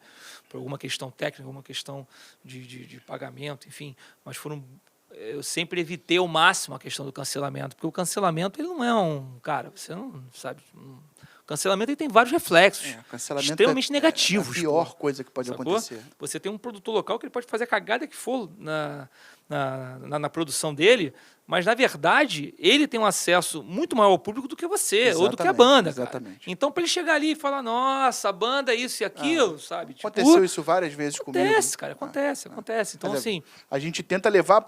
É a última instância, né? Última total, assim, cara, última total, eu não cara. tenho o que fazer. Porque isso, de um jeito ou de outro, reflete, porque, como você mesmo falou, e eu falei também na minha live, ele tem o público na mão dele para chegar e se vitimizar. Exatamente. Chegar e botar a culpa na banda. Justificar os erros dele, exatamente, né? Na verdade, culpar o outro, né? Ele não justifica o erro, ele culpa o outro, né? Exato. Então, isso é uma coisa que é péssimo, né? Isso é uma situação péssima, né? Então, se você puder empurrar isso o máximo possível para fazer aquilo, né? É melhor. O processo de produção, normalmente, de uma banda de rock no Brasil, é um processo que eu diria até investigativo. Pode ser. Meu irmão, assim, você não pode tem que saber, né? Não existe isso. Você não vai mandar um rider da banda. Eu quero fazer um show. Tá aqui o cachê, tá aqui o rider. O cara não falou nada. O cara não falou nada, então. Claro. Pode chegar no dia lá, não vai ter o backline, e fala, pô, mas o cara não falou nada. Ué, meu irmão, não tem essa, sabe? Tipo, você tem que chegar, cara. Qual é a empresa que vai atender a parte de sonorização do evento? A empresa do fulano. Cara, passa o contato do fulano, por favor. Você vai no fulano. Tem que pegar referência. Fulano, tudo bem? Sou aqui, produtor da banda tal. Queria saber, tu pode me mandar o contra-rider? Assim, eu passei, sei lá, eu conto numa mão, às vezes, que o cara falou, cara, eu vou atender teu rider inteiro. Falei, é impossível. Você vai atender o rider inteiro? É muito difícil. Não tem contra-rider? Não tem contra-rider. Tá bom. Então, tipo assim, mas assim, empresas que eu sabia que tinham condição de fazer isso, sabe? Tipo, um pé nas costas, empresas gigantes que, obviamente, que ia atender o rider, sabe, da banda com muita tranquilidade. Tudo bem. Mas 99% das vezes não é assim que acontece, né? É uma empresa menor que está ali e tal. Então tem coisa para você readequar. O importante é você saber o que está readequando. Porque você tem total flexibilidade. Porque muito mais importante que você bater o pé por causa de um amplificador é você viabilizar o show, pô. Isso é importante para todo mundo. Exatamente. Né? Então, para o mercado isso é importante, né? Porque, cara, a empresa tem que fornecer, o local do show tem que abrir, sabe? O produtor tem que ganhar o seu dinheiro, sim, a banda tem que fazer o dinheiro, tem que pagar a equipe. Então, assim, tem que, né, gerar essa engrenagem. Né? Então, o lance é não ter surpresa. Né? Então, pô, o amp que tem, não tem um Marshall JCM 900, como a gente tinha no nosso raio? Não tem. O que você tem de opção? Cara, eu tenho, eu tenho um Pive 6505. Cara, só um minutinho. Eu vou no músico e falo, fulano, olha só, aqui nesse show tal, que é no interior aqui, nessa situação, não tem o amp que a gente pede no rider. Tem essa opção aqui. O que você acha? Vambora, tá ótimo. Ih, gosto desse amp. Legal. Ou então até fazer um rider com opções, né? A opção 1. Eu prefiro alinhar essas opções. Eu também acho, porque senão acaba sempre indo na pior opção, que é mais barata. Exatamente. Né? Então, eu prefiro alinhar ali em cada caso, né? Sim, porque você entende a situação também, sabe? Eu acho que você tem que flexibilizar sim e você tem que entender cada situação. Claro, você não pode ter o nível de exigência que você tem numa capital no interior. Numa cidade do interior, É a mesma coisa que a gente reclama quando vem o gringo de Los Angeles exigir a mesma coisa aqui. Fala, bicho, deixa eu explicar, cara. Não dá para botar 10 pares de baqueta, porque o par de baqueta em Los Angeles, na Sunset Boulevard, custa $10. E aqui está custando R$120. Eu não posso botar R$1.500 de baqueta para você poder jogar para o público. Tá entendendo? Então, assim, são readequações que tem que acontecer em qualquer nível, né? Na verdade, da produção. Sim. Mais ou menos por aí. Sim. E aí, no caso, quando você viu, já que o Matanza estava indo para o final, né, você resolveu... Você pensou, o que eu vou fazer? Né? Porque é uma perda financeira grande. Sem dúvida. Né? E aí você resolveu focar... Você falou, eu vou voltar, vou focar no estúdio, vou focar no backline, porque você continua com o Jimmy and the Rats, mas o Jimmy and the Rats, lógico, não tem a mesma procura do Matanza, né? Claro, foram anos de trabalho, né, para você manter isso, e é difícil, né? E aí, no caso, você quando você saiu, o que, que você pensou? O que, que eu vou fazer agora? Porque eu tenho o estúdio, eu tenho a empresa de backline, a empresa de backline nunca deixou de crescer, né? Sim. E estava aumentando e tal. E aí, o que, que você resolveu seguir? Abriu depósito em São Paulo. Vamos para São Paulo. Ah, Vamos conquistar território, vamos embora, vamos avançar. Foi basicamente isso, entendeu? E assim, a gente mantém o depósito lá em São Paulo, né? você abriu o depósito quando em São Paulo? O depósito abriu em São Paulo em 2018, dezembro de 2018. Tá. Foi logo após o término, né? Aham. Foi tipo assim, a minha opção de dedicação foi justamente o backline, né?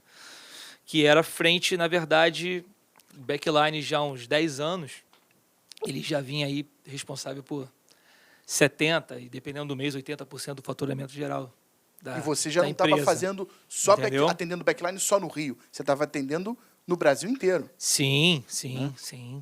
seria Fizemos legal abrir Sudeste, uma Sul, marca. Aham. fizemos show no Nordeste no passado, pô. Goiânia. Centro-Oeste, né? Centro-Oeste, pô, entendeu?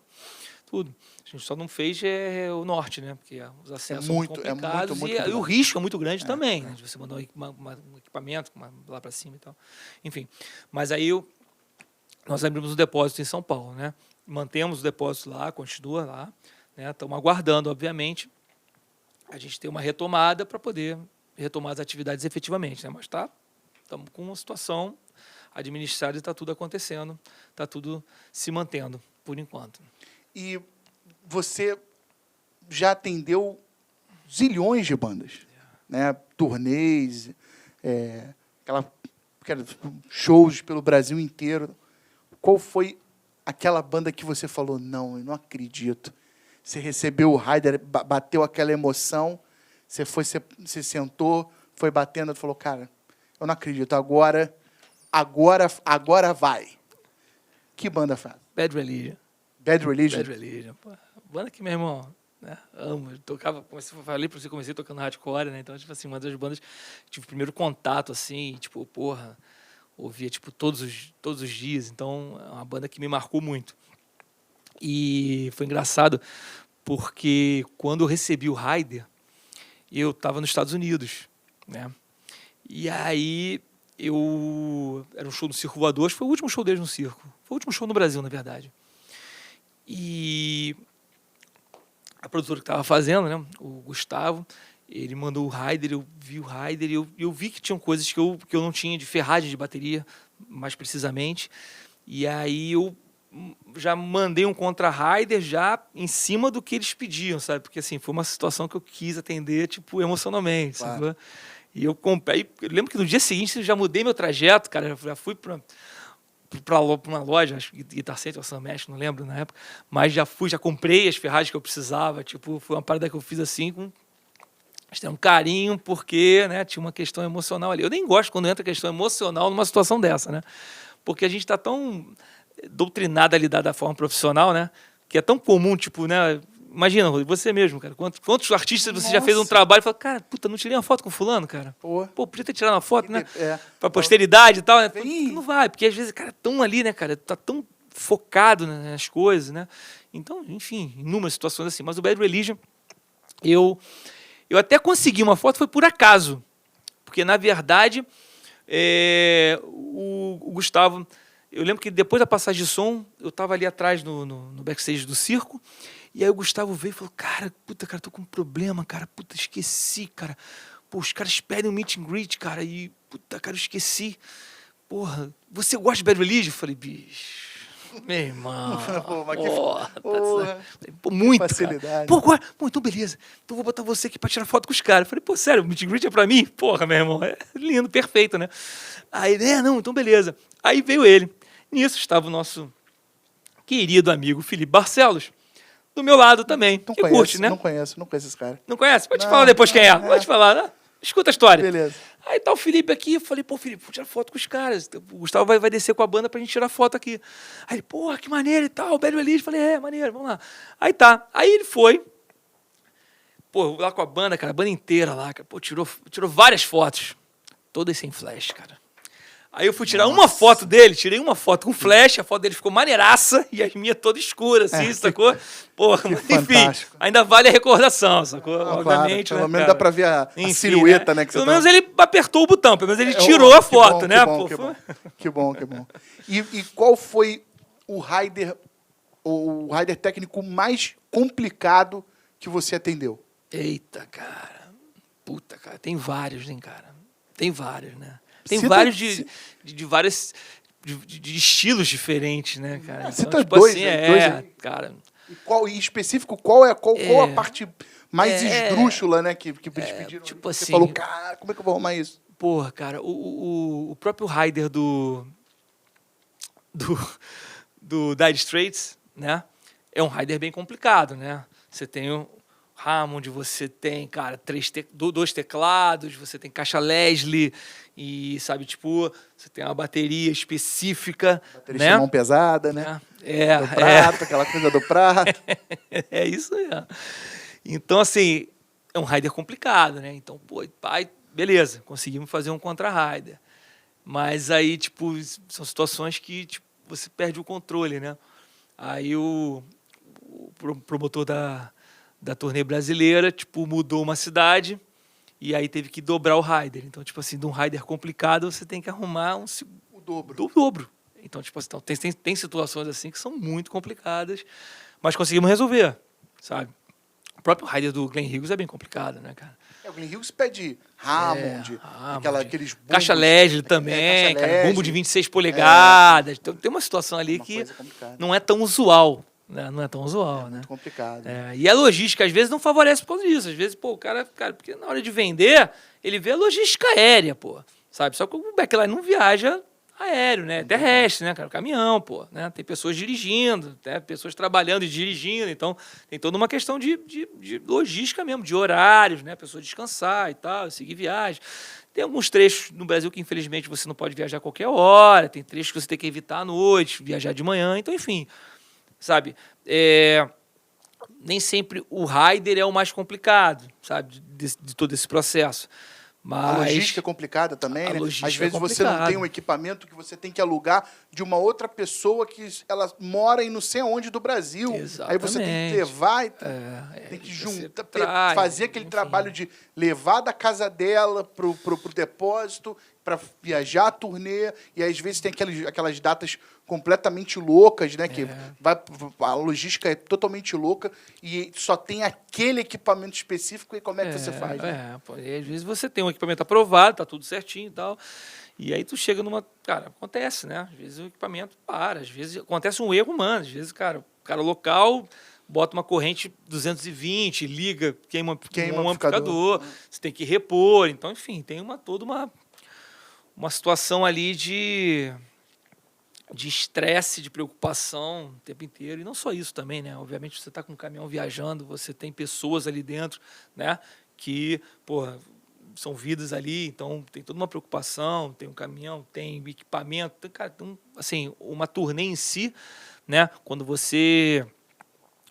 a parte de fornecimento de backline, você tem, cara, toda uma preocupação envolvida ali, e todo até um desgaste emocional mesmo. E fora as pessoas que dirigem também, né? Que vão dirigindo. Sim, a equipe, que eu tô te falando, né? Lógico. Pô. E monta, desmonta. É uma relação muito pesada, né? Muito pesada. Todo esse trabalho, ele é muito, assim... A parte que a gente chama, pô, até vi na live do Leone, né? Que ele menciona, pô, vim da graxa, tipo... Cara, o lance... O dia a dia da graxa, cara, tipo, ele é muito desgastante, né, cara? Ele é muito desgastante, bicho. Pô, eu já caí de palco, sabe? Porque o cara não prendeu a escada, cara. A escada desabou em cima de mim durante a passagem de som. Eu caí, a escada mesmo caiu por sorte, cara. Ela caiu e tombou em cima de mim, ela não caiu exatamente em cima de mim, porque era uma escada, cara, de ferro, pesadona, assim, o palco era alto, sabe? Então a escada era aquela... Ela não tinha nem o corrimão. Era só a escada, mas era grande a escada, o palco era bem alto. O palco tinha 2,5 metros, mais ou menos. Em Americana, isso. E, cara, só que o cara não prendeu uma parte dela. Então, quando eu pisei nela, eu despenquei de 2 metros de altura, né? E ela virou em cima de mim. E me prendeu. Nossa, e a banda passando som. E eu gritando, meu irmão, ninguém ouvindo, sacou? Caiu embaixo da escada, tipo... Aí quando acabou a música, eu falei, porra! Acabou. Aí, Imagina se fosse aquelas bandas tipo Dream Theater, 20 minutos, tu ficava enterrado ali, né? Ah, vou tocar Change of Seasons. O cara, não! Pô, tu vai ter que esperar dar aquela pausa pra poder o cara dar o grito pra poder... Nossa senhora, nossa. Mas meu irmão, foi um show que acabou sendo cancelado porque foi interditado pelos bombeiros, cara. Meu assim, Deus. Pô, meu irmão, trágico, né? Que situação, né? Mas aí agora a gente vai para um assunto complicado, né? Mais um? Que é um assunto... Na verdade não é complicado, é um assunto chato, né? Porque a gente tem que mencionar porque a gente quer saber como as pessoas se viraram durante esse tempo, que é pandemia. Né? Aí, 2020, a gente, porra, que maravilha, primeiro semestre estava lindo, a agenda a gente já estava planejando no segundo, janeiro começa, pautora, segundo, fevereiro, março, aí pandemia, coronavírus, isso aí não vai chegar nada não, pô, deixa rolar, vai rolar uma coisa, aí daqui a pouco começa a fechar, não vai fechando um atrás do outro. Dia 13 de março. Não, eu acho que o último show que eu trabalhei foi o Amon Amarth e o Powerwolf. Fevereiro, né? Foi Final de fevereiro, foi fevereiro. Foi final de fevereiro? Foi. Então foi final de fevereiro. Esse foi o último show que eu trabalhei. Eu achei até que fosse março. Final, não. Acho que foi meados ali de fevereiro. Foi meados. Foi fevereiro mesmo. Amon Amarth e Powerwolf, último show que eu trabalhei. Aí a gente ia começar a turnê do Crash Diet. Já tinha membro da banda aqui. Aí começa. Fechou ali, fechou aqui, fechou aqui, fechou ali. E aí, Flávio? Então, cara, vamos lá, né? Esse assunto é delicado mesmo. Esse assunto um assunto complicado, né? E é bom a gente sempre tocar nesse assunto, né? Porque para a gente ver como isso foi um dano pesado para a galera do entretenimento e para as pessoas verem como pessoas que estão em diferentes ramos do entretenimento se viraram nessa situação complicada. Até para deixar como registro para as gerações futuras, né, cara? Para inspirar em alguma situação de dificuldade lá na frente. Covid 20, 21, 22, 23, olha. Deus me livre. Já viu, né? Não, mas brincadeira. Mas então, o que acontece? Cara, eu estava em São Paulo, estava num depósito em São Paulo, a gente teve um festival lá dia 13 de março, né? Então eu tinha já liberado, porque lá o escritório fica junto com o depósito, né? Então já tinha liberado o material e aí já estava trabalhando no escritório lá em cima. E aí eu comecei a ver, na parte depois do almoço, uma movimentação ali de decreto no Rio, de fechamento e tal. E, cara, foi uma parada assim surreal, sabe? Tipo, cara, tipo num intervalo de, sei lá, de 4, 5 horas, meu irmão, caíram tipo 38 shows num espaço de 17, 18 dias, né? Tinha turnês ali já fechadas e, tipo, tava tudo pronto, cara. Tava com o pessoal no Rio separando para fazer o The Wailers, sabe? Em São Paulo, com parte do equipamento também separando para fazer o Dire Straits, né?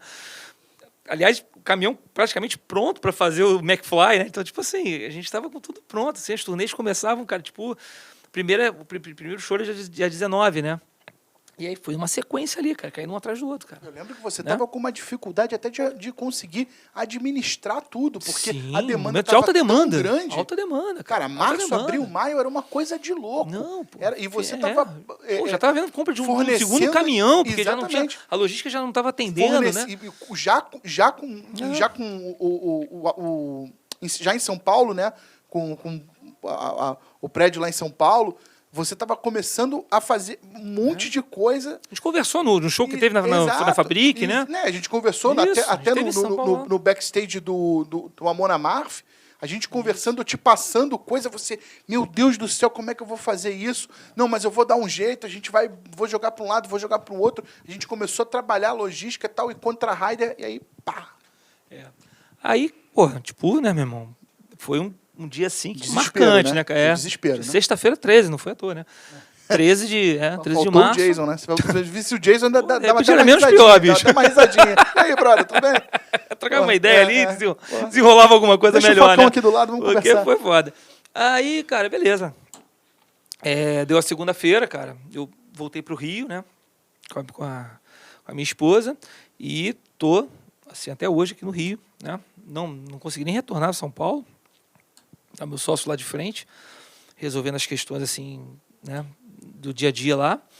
E foi um baque muito grande, né? Porque, como eu te falei antes, Rodrigo, eu sempre acreditei, né, em ter várias frentes de trabalho, porque sempre acreditei no equilíbrio, no final das contas, né? Porque, cara, tem meses, por exemplo, como janeiro, fevereiro, a gente não tem uma demanda forte de backline, porque a gente trabalha muito com rock, né? Então, tipo, a gente não tem uma demanda muito forte, entendeu? Mas, em contrapartida, são meses melhores de gravação, entendeu? Então, tem meses que as coisas vão se compensando, sabe? Então, você tem várias frentes, você consegue administrar isso um pouco melhor, né? Só que, assim, então, eu sempre dividi, né, os ovos em várias cestas, né? Só que eu nunca imaginei que a mesa fosse quebrar, sacou? E fosse todas as cestas despencarem no chão, meu irmão, ao mesmo tempo, né, cara? E foi o que aconteceu, cara, porque parou tudo, sabe? Da noite pro dia e todas as minhas frentes de trabalho, né, cara? Eu estava em São Paulo porque eu também faço a turnê do Oswaldo Montenegro, né? Exatamente. Que já é sei lá, o sétimo Flávio. Perdi as contas. Vamos embora. Eu também faço a turnê eu faço técnico de monitor, né, no Oswaldo ali. Então eu faço a turnê do Oswaldo Montenegro e do Renato Teixeira. E esse final de semana, dia 14, era o lançamento da turnê do Oswaldo de 2020 no Tom Brasil, e dia 15, domingo, era um show no interior de Minas, uma cidade do interior, que já era a turnê, a emoção de um encontro, que é o Oswaldo Montenegro e Renato Teixeira. Então, assim, essa agenda de show também inteira caiu, sabe? Então, tudo parou. Eu fiquei com o estúdio fechado aqui durante exatos 3 meses e 27 dias. Fechado. Sem um cliente. E aí, no início eu tive até a ficha cair, sabe? A ficha caiu rápido, na verdade. Das consequências, a ficha caiu bem rápido, sabe? Tipo assim, dia 13 eu já sabia que tinha dado uma merda absurda e, tipo, meu irmão, ia ter que dar um jeito de resolver a parada, mas eu já sabia, assim, que a parada ia ser catastrófica, né?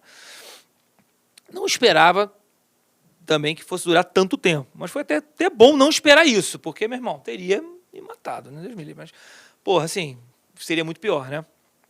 Então, o que eu fiz? Eu tive um momento ali que eu fiquei, meu irmão, meio que tentando entender e tentando, sabe, tipo, ver por onde recomeçar e como recomeçar, né? Então, eu lembro que liguei o PlayStation lá, meu irmão, zerei o GTA, zerei o Red Dead Redemption, assim, mas fiquei uns 12, 13 dias em casa, assim, cara, tipo, sabe, jogando, sabe, cara, bebendo e, tipo, sabe, tentando ver o que ia fazer da vida. Aí, veio na minha cabeça essa parada. Falei, cara, porra, eu sempre reclamei que eu não tinha tempo para cuidar do estúdio. Porra, tá aí. Agora o que eu tenho agora é tempo. Então, cara, eu vou passar minha quarentena no estúdio. Eu vou, sabe, tipo, fazer... Reformas... Tudo. Exatamente. E aí não vim sozinho, né? Isso foi muito bom, né, cara? Vim eu, Keila, né, a primeira dama, e mais a Mariana e Natália, né, minhas filhas. Então, cara, e elas me ajudaram, porra, elas invernizaram as paredes desse estúdio aqui, foram elas que invernizaram, sabe? Eu comecei, cara, a desmontar a caixa, fazer manutenção, comecei a trocar piso de sala, assim, tudo, obviamente, que demandava um custo baixo, sabe? Não fiz nada com, tipo, claro, reforma, né? Então, mas fui aos pouquinhos, fui ajeitando, porque eu falei, cara, na hora que voltar, vai oferecer pelo um menos diferencial eu tô, exatamente, eu tô, cara, o melhor que eu posso oferecer, sabe? E fui trabalhando nisso. Aí, um pouco mais para frente, ali em volta de junho e tal, eu pensei no lance das lives. O que acontece? Eu acompanhei o movimento, inclusive até um movimento que o Leone mencionou, de que as lives foram centralizadas nos grandes nomes da música, com grandes patrocínios. Mas eu pensei por outro lado, cara, vai haver um momento em que as bandas de médio e pequeno porte vão querer fazer seus registros também. Em outros formatos, em outras proporções, melhor dizendo, né, em outras proporções, mas vão querer, de certa forma, né, até por uma questão não só de divulgação, mas como de arrecadação também, né, eu falei, eu vou tentar montar um projeto para poder fazer isso. Né. Tentei, no momento inicial, de repente, alguma parceria com alguém de vídeo, porque nunca trabalhei com vídeo, sempre tive rejeição, não, mas tipo, a A gente que é centrado no áudio, né? Pô, 20 anos de áudio, é áudio, cara. Alguém vinha gravar alguma coisa aqui? Não, vídeo eu não faço. Procura alguém, faz com vídeo, traz o vídeo pra cá e tal, pá. A gente faz o áudio. Sempre foi meio assim, né? Tá vendo como mudou, hein? Ô! Tá vendo como mudou, hein? Dá volta, né, meu irmão? Oh. Nada como uma boa necessidade, né? Claro. Pra mudar a opinião rapidamente. E aí eu falei, não, essa conta não vai fechar. Eu preciso ter autonomia, eu preciso ter estrutura para poder, sabe, tipo, ter um preço competitivo e poder chegar no objetivo que eu quero. E aí eu preferi investir na parte do vídeo, sabe, na parte de iluminação, para ter essa autonomia. Quando nesse determinado momento, cara, infelizmente houve a dissolução de um estúdio de um grande amigo nosso, que é o Rafa. Na verdade, ele fechou o estúdio que ele tinha, que era no Grajaú, mas abriu um estúdio de produção em Jacarepaguá. E o Kleber, que estava lá com ele, né, estava por acaso desse dia no estúdio, sabe? E aí a gente começou a trocar ideia e, pô, a gente tem uma amizade aí que beira, sei lá, quase 2 décadas. E a gente resolveu entrar junto, né? E, pô, eu fiz o convite para ele vir para cá, cara, para a gente, sabe, para se juntar mesmo, para a gente, pô, poder fazer, desenvolver o trabalho junto. E Kleber França veio para cá e, cara, foi uma som incrível, assim, né, cara? Porra, além de ser um amigo, a gente, porra, tem um dia a dia, assim, maneiro pra caramba, sabe? Dentro daquela temática que a gente conversa, né, cara? A gente tem a questão profissional, mas, porra, tem um lado ali, meu irmão, que é, sabe, tipo, o prazer do dia a dia, sabe, meu irmão? Da gente tá ali, cara, só a gente sabe ali o que a gente ri na técnica ali, tanto gravando, fazendo as lives, porque, tipo, eu já ri irmão, bastante. você sabe, você tá acompanhando. Que isso? Mas é isso. E aí a gente começou com os trabalhos das lives em julho, né? E de lá para cá foi assim, foi até surpreendente o resultado que a gente alcançou ainda em 2020, sabe? E o que a gente vem, tipo, conseguindo, sabe? E como é ampla, sabe, o campo de atuação da área das lives, Rodrigo. Pô, a gente já fez live de festa em Lisboa, o cara contratou uma banda no Rio para fazer um show e a gente transmitia ao vivo um streaming para a festa dele em Lisboa. Que loucura. Sacou? A gente já fez live Colégio Baiense, preparatório para o Enem. Então, assim, várias lives corporativas. Então, assim, não é só um formato de banda, mas não, é um formato muito mais amplo, cara, né? Em dezembro a gente fez a transmissão do Papai Noel no shopping, sabe? Tipo, transmitindo o Papai Noel no camarim, para uma TV no salão com as crianças, com a questão do Kleber. Contato. Kleber era Papai Noel? Sacanagem. Aí raspou a barba, acabou, deixou só na frente. Não, mas assim, foi também é live, também foi streaming, então tipo, a gente fez de novembro até o dia 24 de dezembro, a gente fez esse trabalho no shopping. Então, assim, abriu um leque muito grande, sabe? E, tipo, na verdade, nos ajudou muito a amenizar o impacto dessa situação da pandemia, né? Porque, bem ou mal, hoje em dia, o backline tem uma saída muito, muito pequena, perto do que a gente está acostumado a fazer, certeza, claro. Com certeza. Né? Mas o estúdio tem que manter a outra empresa, né? Que está com as atividades paradas. E a gente sabe que não vai voltar tão rápido assim, não vai voltar, vai ser mesmo com a vacina, vai ser uma retomada lenta. A gente já viu o programa de vacinação do governo, é lento, enfim. É do 200 mundo milhões de inteiro, habitantes. né? Do mundo inteiro. Enfim, É muito difícil. E a de um gente dia pro trabalha. outro. E detalhes, desculpa te interromper, Rodrigo. Claro. Sim. Mas assim, no backline, a gente trabalha. Na verdade, o nosso foco, basicamente, são bandas internacionais de médio e pequeno porte. Mesmo que tu tá com as fronteiras fechadas, irmão, sabe, tipo...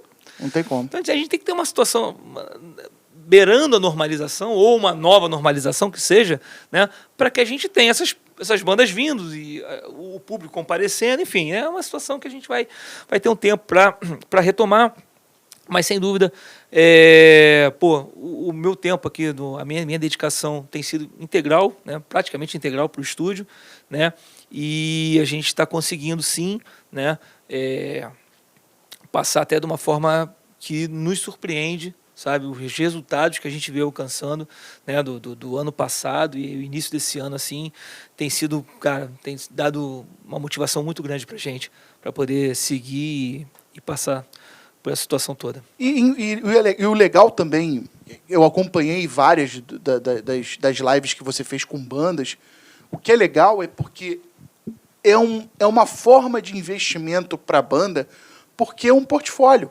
Você tem a banda tocando um set inteiro dentro do estúdio, com 3, 4, 5, 6 câmeras. Para ela, vai ser uma coisa que vai ficar eternizada, vai ficar no YouTube eternizado. Então, para você até apresentar para um contratante no momento que o entretenimento voltar, ela tem como chegar e falar assim, olha aqui, ó, pô, eu tenho minha banda, tal, não sei o quê, veja o show completo. Pum. Com certeza. Aí ela joga e eu fiz parte, né, da live do Azul Limão, né, que é uma banda que eu empresario desde 2018,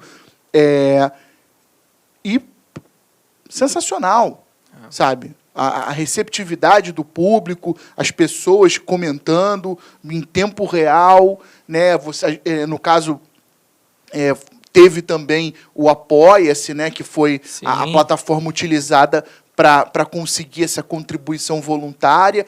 E foi tudo... A banda se virou, né? Exato. Foi um ano perdido para as bandas, mas, de qualquer forma, ela fez se utilizou dessa novidade, né, digamos assim, para poder fazer um show e você poder levar o show para a gente do mundo inteiro. Sabe? Tinha gente na Europa que mora lá, brasileiro que mora lá há não sei quantos anos e acompanhou a banda nos anos 80 e o cara, putz, vai ter uma live. Pô, o cara não vai estar num show do Azul Limão nunca na vida. Exatamente. Entendeu? Então, assim, o cara vai lá, vai ver aquele show e fala, nossa, relembrei e tal. Então, assim, é uma forma diferente, pode ser até certo ponto frio, porque você não tem aquela coisa, aquela troca com o público, mas você vai atingir várias outras pessoas e é uma maneira totalmente diferente e proveitosa para você levar a tua carreira para outros desafios, para outros caminhos, outros países, outras barreiras. Entendeu? Não, assim, Rodrigo, posso te falar que, assim, duas coisas. Uma, o alcance da live, exatamente o que você estava falando, é muito grande, cara. Muito grande. É muito grande. Isso é uma vantagem muito grande. E muitas das vezes, durante a live, você bota 400, 500, 600, 700, 800 pessoas que você fazendo um show só dela no bar, não vai. Exato. Não tem. E aí tem a visualização posterior, porque entendeu? Aquilo também fica para sempre, né? A 4, 5 mil visualizações. Exatamente. Né? Então dá uma exposição muito grande, cara. E outro ponto, assim, eu não tenho a menor dúvida que o formato de live vai preexistir. Vai ser mais um formato que vai ser utilizado, sabe? Então, assim, essa visão... Uma coisa foi o momento inicial ali das mega lives com os megas patrocínios, isso foi uma coisa ali, isso foi uma coisa pontual devido àquele momento que se passava. Isso não é a realidade, né? Mas eu acredito que a gente tenha, num futuro, um momento ali das coisas caminhando juntas, sabe? Tipo, a venda de ingresso e, de repente, um valor maior. Porque tem pessoas que não conseguem se locomover, tem pessoas que, sabe? Então, assim, eu acho que é até uma...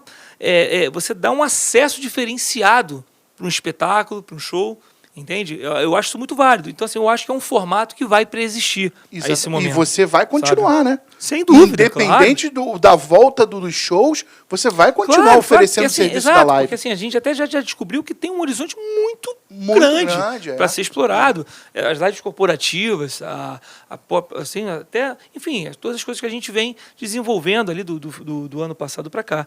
Então, é algo que a gente vai continuar com certeza e, assim, e até aprimorando, né, cara? Assim, se renovando. Já estamos com umas novidades aí para 2021, entendeu?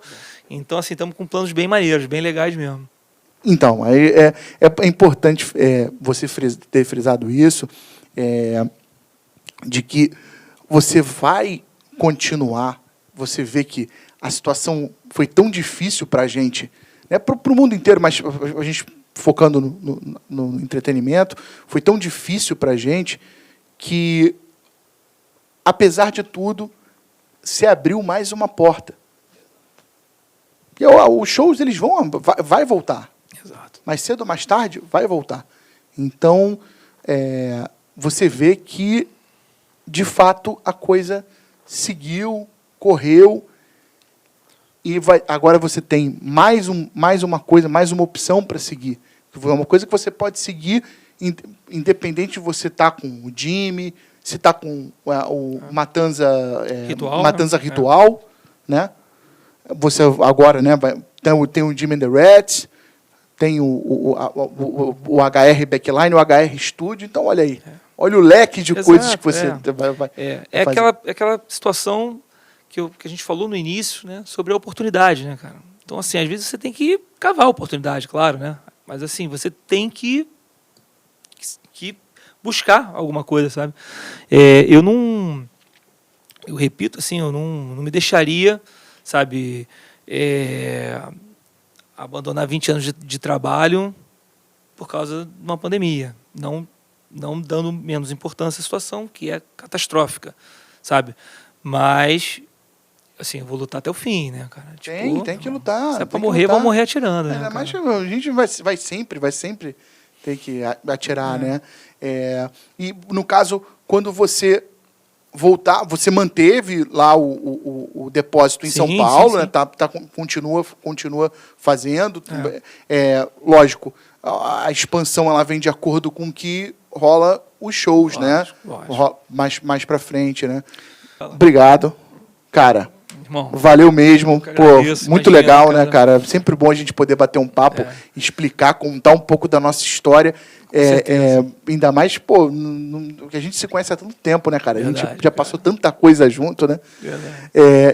Cara, Tony Martin também, né? Nossa, aquilo foi fantástico, né? Aquilo foi maravilhoso. Tony Martin é que ano? Cara? Foi 2009. 2009. Foi justamente naquele momento que eu te falei que eu já 2009. Tinha saído do... Foi justamente naquela transição que eu tinha saído do Tribuse e estava fazendo as gigs espaçadas. Exatamente. Ver a turnê do Tony Martin. Técnico de som, né? Porque era um show tenso, né? Exato. E eu lembro da gente naquele show, no aeroporto. Você tava com cabelo grande ainda, né? Boné, óculos escuros, aquele que tava com um barbão, assim, fechado e com uma camisa de um time... iraniano, que o meu tio trabalhou. Aí, cara, eu falei, nossa, galera, o cara vai entrar. E você tava com fone de ouvido, assim, encostado assim. Eu falei, acabou. Os caras vão dizer, ó, esse aí não embarca, não. Isso aqui, vamos fazer um teste ali, um raio-x ali, para ver se aquele negócio tava pesado. E o Tony Martin teve várias histórias, né, cara? Teve a pegadinha, né? A pegadinha do malandro, né? Não, era o Gugu na minha casa, que o cara sumia com as coisas, a gente saía correndo desesperado. Rodrigo, não tô mais aguentando. Tá faltando não sei o que, sumiu. Procura. E ficava procurando, né? O negócio, nossa, foi muito bom, cara. Mas foi intenso, foi rápido, né? Mas foi muito legal, né? Muito maneiro, então, cara. Flávio, eu queria aproveitar, pedir para você dar todos os teus contatos aí do canal, do YouTube, como que alguém quiser entrar em contato contigo aí para poder fazer as lives, as bandas e tal, fica aí à vontade para você falar. Pô, maravilha. Então, o Instagram do HR, né? HR Studio. Pô, muito legal se inscrever lá. O canal do YouTube fundamental, né? HR Studio. Então, se inscreve lá, ativa o sininho, tem muito conteúdo legal. E a gente vai vir agora, em 2021, a gente vai vir com uma parte no canal que vai ser o HR Soundcheck. Então, a gente vai ser só falando de equipamento, comparação entre instrumentos e em equipamentos também, em geral. Então, assim, vai ser uma parada bem interessante, não só para músicos, mas para o público em geral. E, basicamente, isso, né? Tem o Facebook também, tem a página lá, que a gente não usa tanto, mas também pode, né? Ninguém aproveitar, já Facebook, curte, né? Só eu. E é isso, pô. Eu agradeço demais pelo convite, cara. O papo foi muito maneiro, cara. Sempre muito bom estar com um amigo, trocando ideia, falando de trabalho, falando de coisas que a gente gosta. Então, meu irmão, só tenho a agradecer, cara. E, pô, tamo junto. O que precisar, irmão, pode contar sempre. Valeu. Obrigado mais uma vez. Obrigado às nossas queridas musas, libras. Galera, continua seguindo aí. Vai ter mais conteúdo. Até em breve. Valeu.